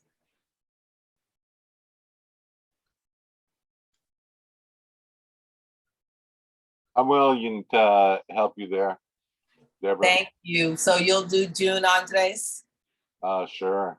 Thank you so much. I really appreciate that. Now I'm going to go out on a limb and see if anybody is willing to volunteer for August. You don't have to. What'd you say, LaShonda? I'm sorry, I muted myself. I said, you don't have to find anyone for August because we don't have council meetings in August. Oh, thank you. I hope we adhere to our recess. That is my All right then. So sincere then we're hope. good up until we're good for now, and we can decide during the summer how we'll proceed for September, October, and November. So thank you all very much for that. Thank you, Randy, and thank you, Andres. And if it's helpful, Maddie Sol put together a really good template for doing these updates, which I'm sure she's willing to share with anyone who'd like to use it. It's nice, well-designed, and all you have to do is plug in the information. Shizzle, I would like to look at that. Yeah, any help I can get from the two of you experts is wonderful for me. So we'll make sure that that goes out to everyone. And again, Randy, Andres, I'm here. I'm happy to help in any way that I can. You guys know how to reach me. Just let me know. Okay. Oh, is there any public comment on our presentation scheduled to City Council? Deborah, before we go to the public comment, I just want to confirm that that date is the 21st of June? Is that the third Tuesday? I believe so. Yeah, ours, right? I mean, I don't have my calendar right in front of me, but for City Council, we've been doing our presentations at the meeting on the third Wednesday of the month. Third Tuesday, it is. I'm sorry, June, Tuesday. That's okay. No, June my bad. 21st, Andres, and then for Mr. Joseph, it is July 19th. Thank you, and we'll send you both a reminder in advance. And we'll let City Council know who the person is who'll be giving the presentation. And the one thing you need to know is that if you're doing a PowerPoint presentation, it has to go to KCRT, I think the day before. Okay. Next item on our agenda is the budget report and task force program expenditures to date. So I can go really quickly. Stephanie or Lupe, are you able to, for me, please, pull up? It can just be the staff report or it can be the attachment. Do the staff report, that's perfect. So I'm just gonna quickly go through this. This information is in your packet.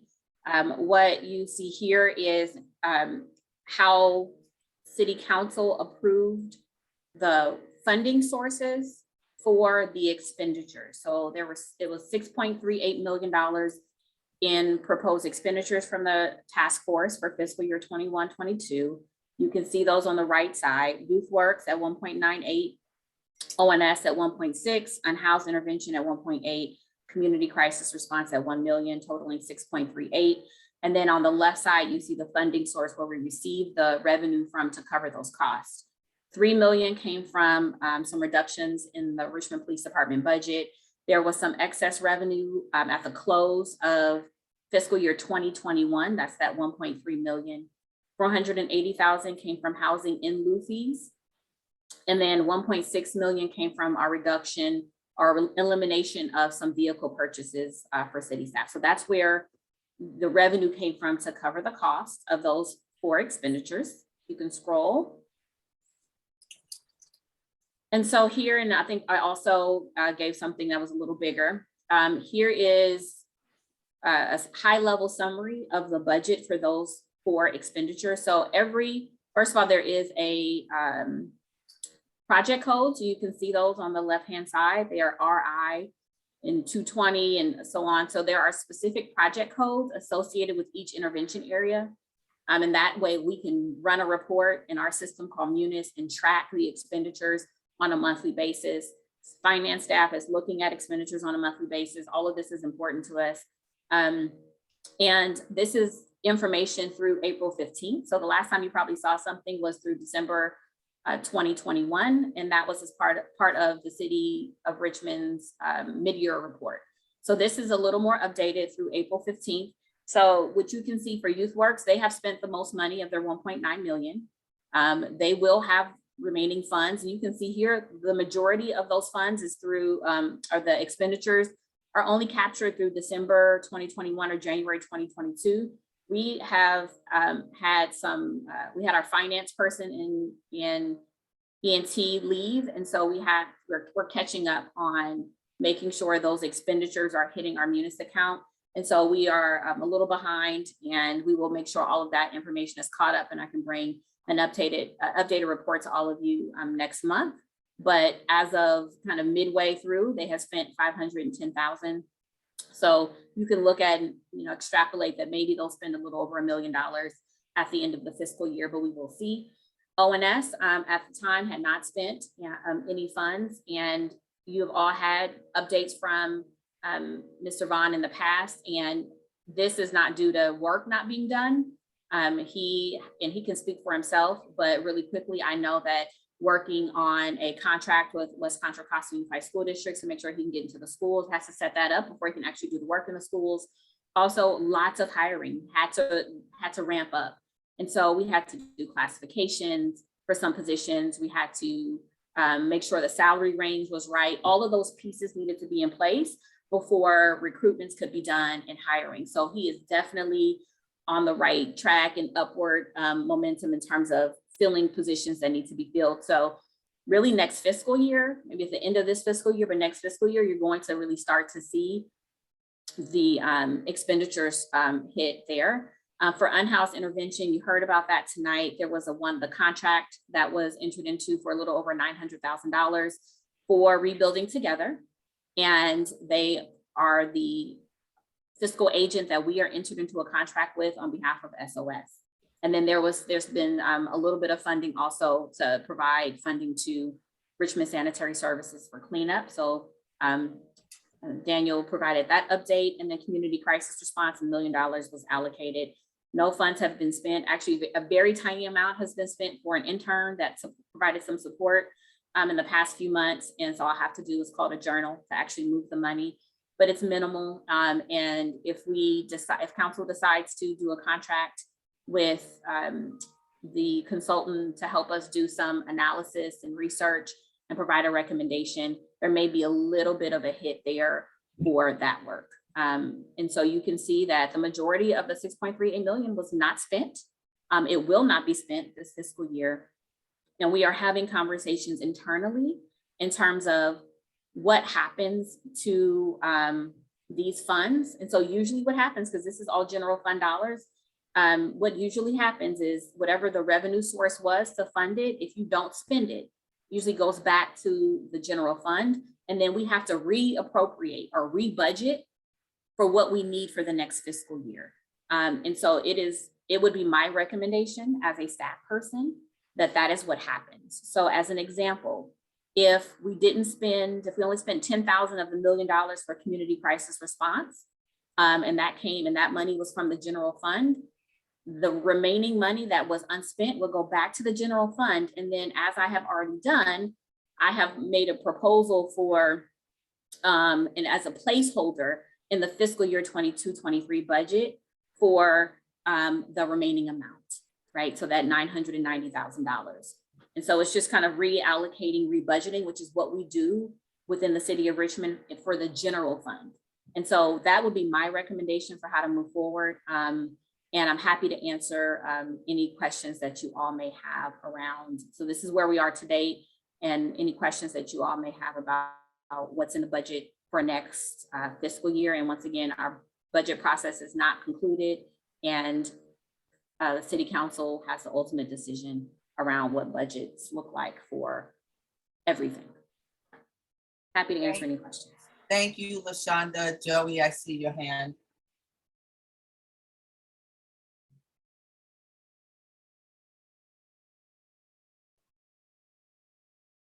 Did he go away? Sorry about that. I was muted. Okay. So on the ONS money, LaShonda, I'm assuming since we're hoping that ONS will be ramped up for next year, that you're just going to roll over and request that 1.6 for them for 22, 23. So what this 1.6 was actually a smaller amount because we knew we needed to ramp up. We didn't know it was going to take us this long to ramp up. The original allocation from the task force for ONS to cover the cost of 10 staff plus contracts for community-based organizations was actually 2.5 million. And so what we have budgeted in next fiscal year are recommending is what we think we'll need to cover the cost of the salary and benefits and any associated costs for those new staff, plus the contracts for community-based organizations. And so still trying to figure out exactly what that looks like, but it won't be more than 2.5 million. And so that's a different case there. But and then for Youth Works, because that may come up, the allocation for 1.9 million, we are always thinking about and looking at and being very considerate about the general fund and how we spend money and what we spend it on. But if there are staff associated with any of these intervention areas, we have to, and we're hiring them, we have to continue to pay staff.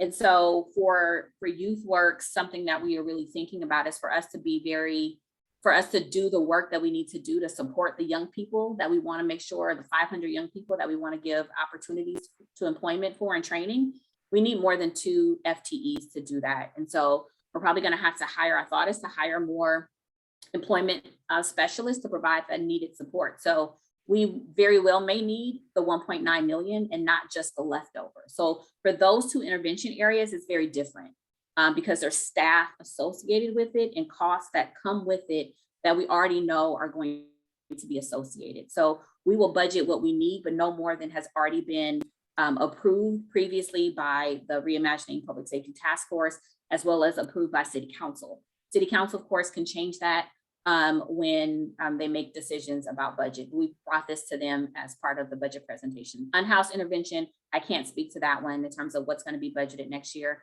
Lena's not here, and so she would have to provide information. Community crisis response, we really don't know what's going to happen, what we're doing, but there's a placeholder in there. That is where I just rolled over what it was unspent. And so there's a placeholder there for, the remainder of that 1 million.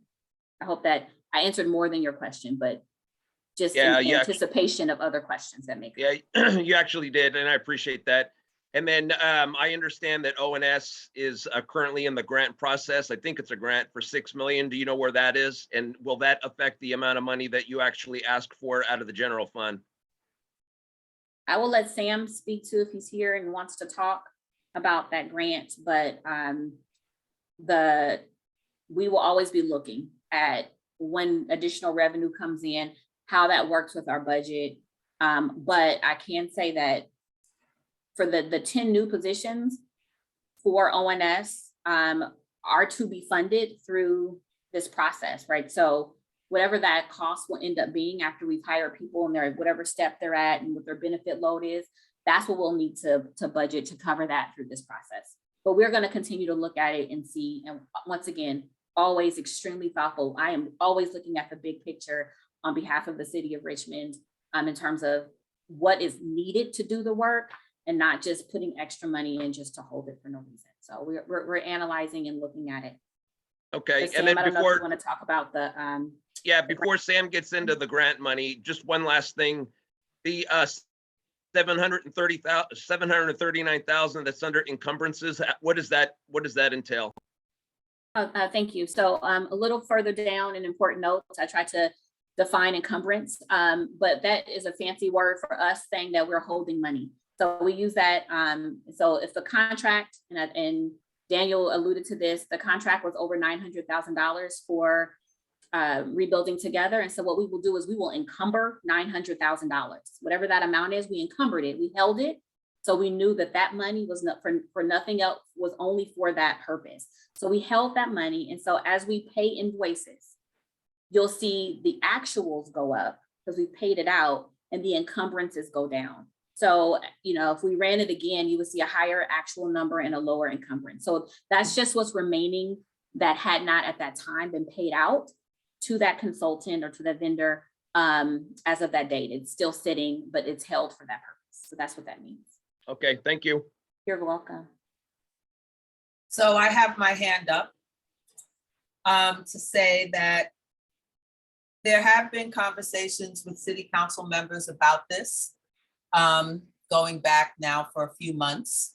And my understanding is that it is the intention of the majority of the council to retain the money that was allocated for these programs. Just like with ARPA, there was a lot of money that was allocated under ARPA funding that came in last year that has yet to be spent for a variety of reasons that have to do with the ability of HR to hire people, that have to deal with classification, lots of bureaucratic reasons. But the intention is to spend that money in the ways in which the city council has designated it. Similarly, for the public safety task force proposals, my understanding is that it is still the intention of city council for that money to be spent for the things that it was allocated for. So to the degree that that money was not yet spent in this fiscal year, it will be available in the coming fiscal year. So specifically with ONS, you know, they had already gotten approval for their additional staffing of outreach people, program people, et cetera. The fact that those people have yet to be onboarded doesn't mean that the money that was allocated to pay for them should be taken away. And similarly for money for youth works and unhoused interventions. I'm specifically wanting to look at the unhoused intervention pool because the original amount allocated for them was 1.8. The contract that S.O.S has that's being funneled through Rebuilding Together is a little over $940,000, which leaves $816,000 of the amount that was allocated by the city for this intervention. Given the presentation that we received today from S.O.S, it's up to city with the recommendation from the task force, whether or not we want to recommend that the city renew its contract with S.O.S for the next year, which would then, for which $816,000 is already available to Chair fund. Small, I'm so sorry, I hate to interrupt you, but we are at the 7:30 mark. And so we need to, if you all want to make Damn, okay. a motion to extend the meeting, someone can do that. Thank you, Shonda. Can I extend the motion? Can I have need to have this meeting in at the end of this agenda item? The motion to have this Second meeting that. is into, yeah. I'd like to speak to the motion. I'd prefer to give us a firm time so that perhaps we can finish this item of budget issue and then frame and have a brief presentation discussion on the next item, but extend the meeting for 15 minutes to try to squeeze it in rather than just leaving off an item that's agendized. That would be my substitute motion. Mandy, are you open to that substitute motion? No. So what is your motion, Randy? To have to end the meeting at the end of this agenda item. Is there a second for that motion? I seconded it the first time around. I'm sorry, I didn't hear you, Don. Don Gosney, I seconded it the first time No, around. I heard you now. I did not hear you earlier. Okay. I get that it was made and seconded. All right, And- I'll make my substitute motion. I don't know. Let's see if there's a second. If there's no second, then it's moved. So I want to call a vote on the motion that's on the floor right now, which is to extend the meeting until we're finished discussing this item. And then the meeting would be adjourned. I have a motion and a second. Is there any discussion before we take a vote? All right, I want to call the question. Can we please take a vote on that motion? Yes. So Helen Burks, for the record, Helen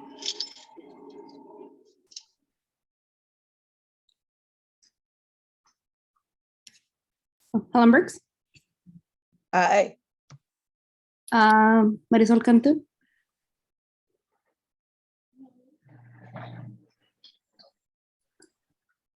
she gone? Marisol Cantu? Okay, I'll just skip for now. Luis Chacon, Yes. Don Gosney, Yes. Randy Joseph, Yes. Kristen Killian Lovelace, Yes. Armand Lee, Aye. Laura Mangles, Yes. Joey Schlemmer, Yes. Deborah Small, Yes. Andres Soto, Yes. Ben Terrio. No. Tamisha Walker, I believe, left the meeting at 6 p.m. Linda Whitmore Yes. and BK Williams. Yes. Okay. Just give me 1 second. So we have about 14 ayes, 1 no, and 2 absent. Or actually 3 absent, sorry. 13 absent, 1 no, and 3 absent. So the motion carries. The motion passes, and I just want to note that Task Force member Terrio has left the meeting. Does that mean we no longer have quorum? I thought there were 14 yeses. We should still be fine. No, you're still fine. I'm just, Okay. Yep, that's it. 13, yeah, for quorum. Okay. So we're finishing up the budget. Madam Chairwoman, you were in the middle of your remarks when the note for the vote to come up came up. So I think if you maybe you want to conclude your remarks and then continue calling on folks. Thank you, Andres. I forgot I was in the middle of that. I'll stop with what I was saying. Who was the next person wanting to speak? I think it's Don Gosney. Okay, yes, I see Don, then Andres, then Randy, then Guadalupe. Go ahead, Don. Thank you. I brought this up a couple of times in the past, and I never really got a responsible answer. When it comes to youth works, with what the city is paying these young people, a lot of people, when I keep bringing up the Richmond living wage ordinance, they think we're talking about minimum wage. 22 years ago, the city council passed the Richmond living wage ordinance. This is something that was promoted by the Central Labor Council, which I've been a part of for 32 years, and Building Trades Council, which I've been a part of for 52 years. But the pay that it requires that anybody working for the city of Richmond or contracted to the city of Richmond must pay at a minimum Richmond's living wage ordinance, which is about $3 to $5 an hour more than the minimum wage in Richmond. And I just want to know, what are we paying these young people? And it sounds like we've been underpaying them for quite a few years. So we could be on the hook for millions of dollars in owed money on that. We need to get a response on that. I would hate to think that this task force would accept that we've been shortchanging our youth in our community. As a member of organized labor, I don't stand for that. But we need to get an answer on this. It just doesn't seem like anybody at City Hall really understands what the Richmond living wage ordinance calls for. Thanks.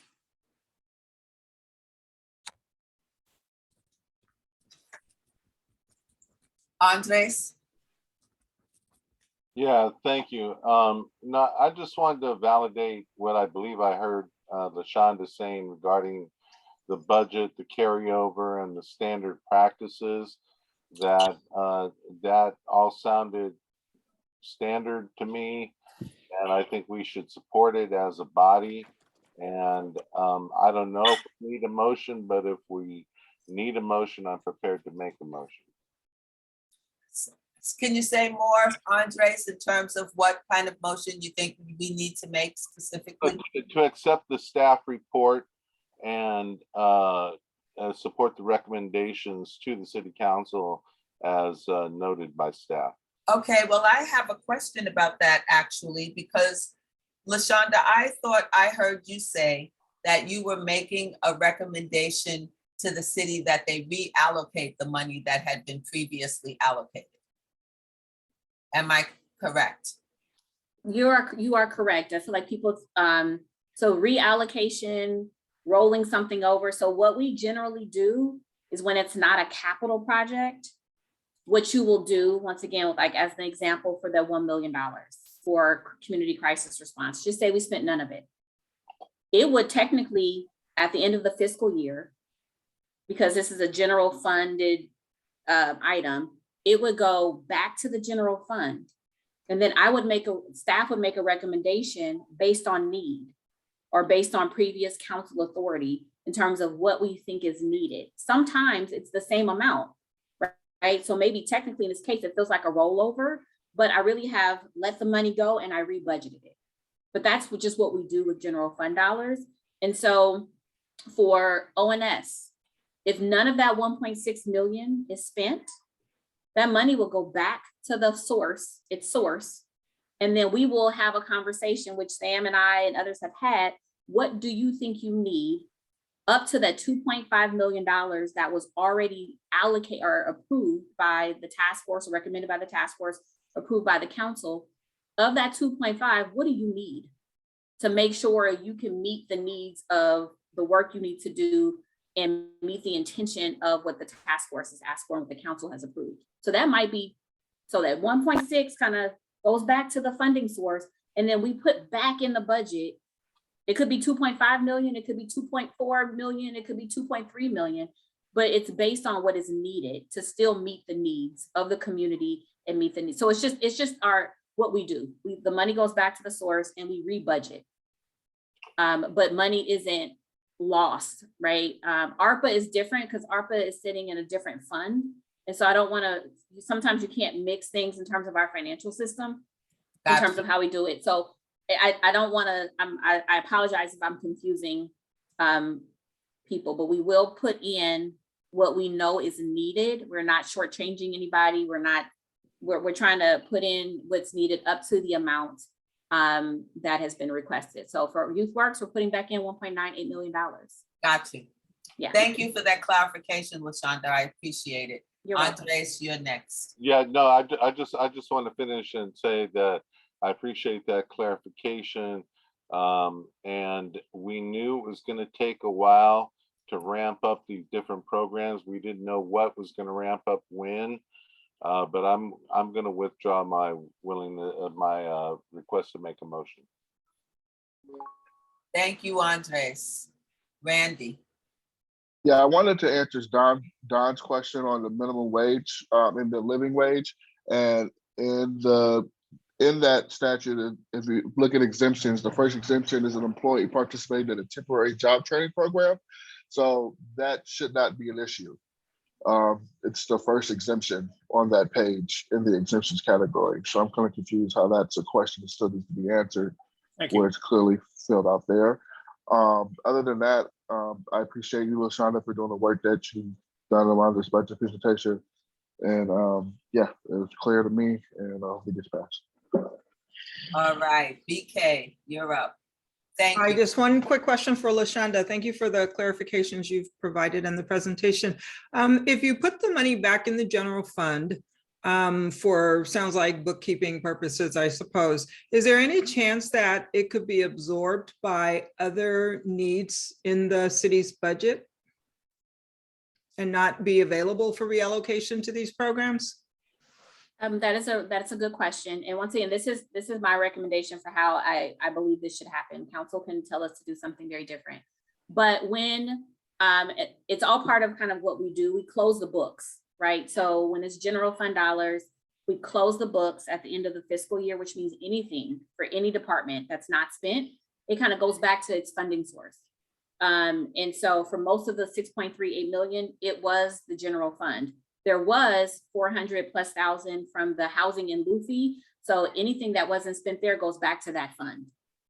But everything else will go back to the general fund. And then as part of the fiscal year, the next fiscal year budget process, which is the process we're in right now, we will put that money back in. So there's already a placeholder for what it is we need. Therefore, that money isn't spent on something else. So we've already put in money. That 1.98 million is already sitting in employment and training's budget for YouthWorks for next fiscal year. We already put in what we need, up close to $2.5 million to make sure we have sufficient money to cover the cost of the 10 new staff positions we know we need to hire, plus the contract for community-based organization and any other associated costs for those staff to do the work they need to do in the community for ONS. All of that money is already back in as placeholders in the next year budget. So it won't be, unless council says, don't do it, we as staff have already understood based on what we believe, our understanding is that there's an intention that this work continues. And so we put back in what we believe is needed. And so it's sitting there. And so we won't be using it for something else unless city council directs us to say, you know what, I don't want to give ONS 2.5. We want to give them 1.8. Then we'll take some money away. I'm not saying that's going to happen. I'm just giving that as an example. So it's already there. Thank you, LaShonda. You're Marisol, I see your hand. Marisol?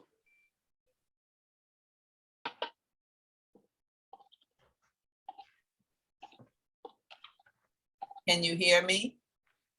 I know she said she was having audio issues. Yeah, she did for the So- last one. And really quickly, I apologize for task force member Gosney. I do remember getting a response back from employment and training about your question of minimum wage versus living wage. And it is exactly very similar to what Randy Joseph stated, that they did highlight that exemption in the living wage ordinance, but I can provide that email response. But that's how they see it, that they are not in violation of the living wage ordinance. But we appreciate your questions because we never would want to shortchange our young people in terms of what they should be getting. Yeah, I've got a copy of the living wage ordinance, and it's loosely worded, make it real easy to skirt by and shortchange people. Anyway. Thank you, Don. Thank you, LaShonda. Marisol, I see you. Can you hear us now? Can we hear Yes, you? I'm sorry, my Okay. audio is not That's great okay. today. Go ahead. So actually, I want to go back to Dawn really quickly. And I think Dawn, the point that Dawn is making is really important on the fact that we have youth that actually in the Bay Area should be paid even more. And I think that he's making the argument that we could actually increase funding for YouthWorks to have our youth made and paid a living wage. And that might be something that a working group can look at and look at the budget for 500 youth to be paid more than a living wage, something that will really impact their livelihoods, their care, their safety, and really change how we train and employ our youth in the future. So thank you, Don, for doing that work and looking at that and bringing it to our attention, because I think it's a really important point that we pay our youth. And I would be interested to see how we could actually increase that wage for our youth in the future. Thank you, Marisol. I just want to point out that the working group that has taken on accountability for ONS and YouthWorks is made up of Marcus Injasang, Helen Burks, Luis Chacon, and I don't have the other person in front of me right now. My hope is that people will actually meet in their working groups. I know we haven't had enough time at the task force meeting to discuss this in depth, but I did send out a communication. I'm pretty sure you got one from Stephanie that lists the existing working groups and how they're populated to date. My hope is that people will make an effort to meet between now and the next task force meeting at the end of June and go over some of this stuff and be prepared to give some guidance to the task force about how we should move forward with respect to each of these proposals. Barring any additional comments from the task force, I want to leave opportunity if there's any public comment on the issue that we've just been discussing before we adjourn the meeting. Joey, I see your hand. Is that for public comment? No, I was hoping we could circle back around and have Sam give some comment on that grant money. And is Sam here? Oh, yeah, Sam, are you prepared to do that? Do you want to do that now? I mean, to be perfectly frank, that's not actually the agenda item that we're discussing right now. I don't want to necessarily belabor the meeting for that because that's an offline conversation that could be had. And I don't know that Sam was given any heads up that we were going to address that today.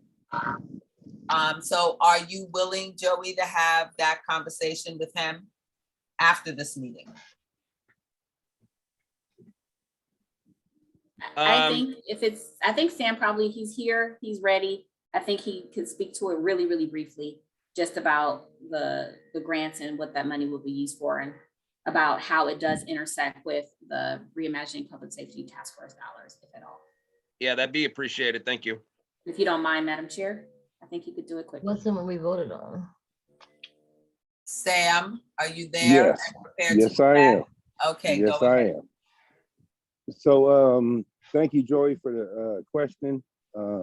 I did answer this with Lisa Johnson earlier this morning because she asked these same questions, the same talking points at the city council meeting last night.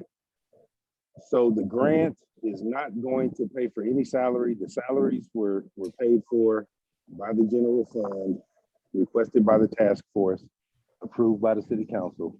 And we used that asset and that leverage to be able to raise these funds that this grant is going to provide to give more resources to the community.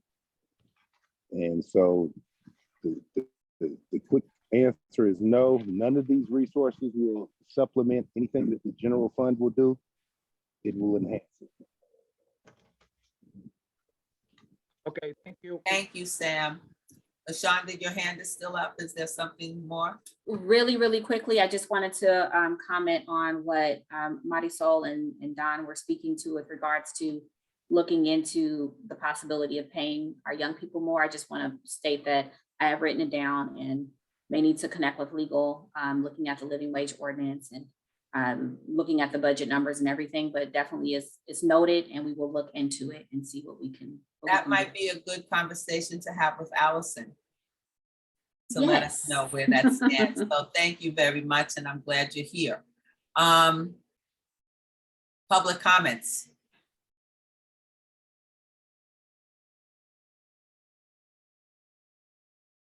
So I'm going, oh, Stephanie, was that you? Oh, go ahead. We do have one person with their hand raised. Sarah Cantor, you have 2 minutes to speak. You can start now. Thank you. I just wanted to be another voice in favor of paying our youth workers more. Thank you, everyone, for bringing that up, and LaShonda for tracking it and following up. Right, and no other hands raised. Well, if there are no other public comments and no other comments from the task force, then I think this meeting will be adjourned. I'm hoping that when we meet again, that we'll be able to spend a little more time talking about the working groups, and that at some point I would ask people, I know we haven't had a chance to discuss this, but I would ask people to at least review the proposed bylaws as well as Don Gosney's comments and suggested revisions, so that at some point we can have a discussion about adopting bylaws for the task force. I'm not pressed about it. I don't feel it has to happen within a specific period of time, but it would be good to do it before the fall. And please, everyone, if you're able, come and attend tomorrow night's community conversation for the CCRP. This is the first meeting was about why we needed the program. Tomorrow's meeting is going to be about how it will work. And so hopefully it will answer a lot of people's questions about how it will actually play out here in Richmond. And thank everyone for your time tonight, that I hope you all stay healthy and well and safe. Thank you all. Thank you, Allison, for coming, and have a wonderful night, everyone. Good night. Good night. Good night, everyone. Thank you. Thank you. Good night.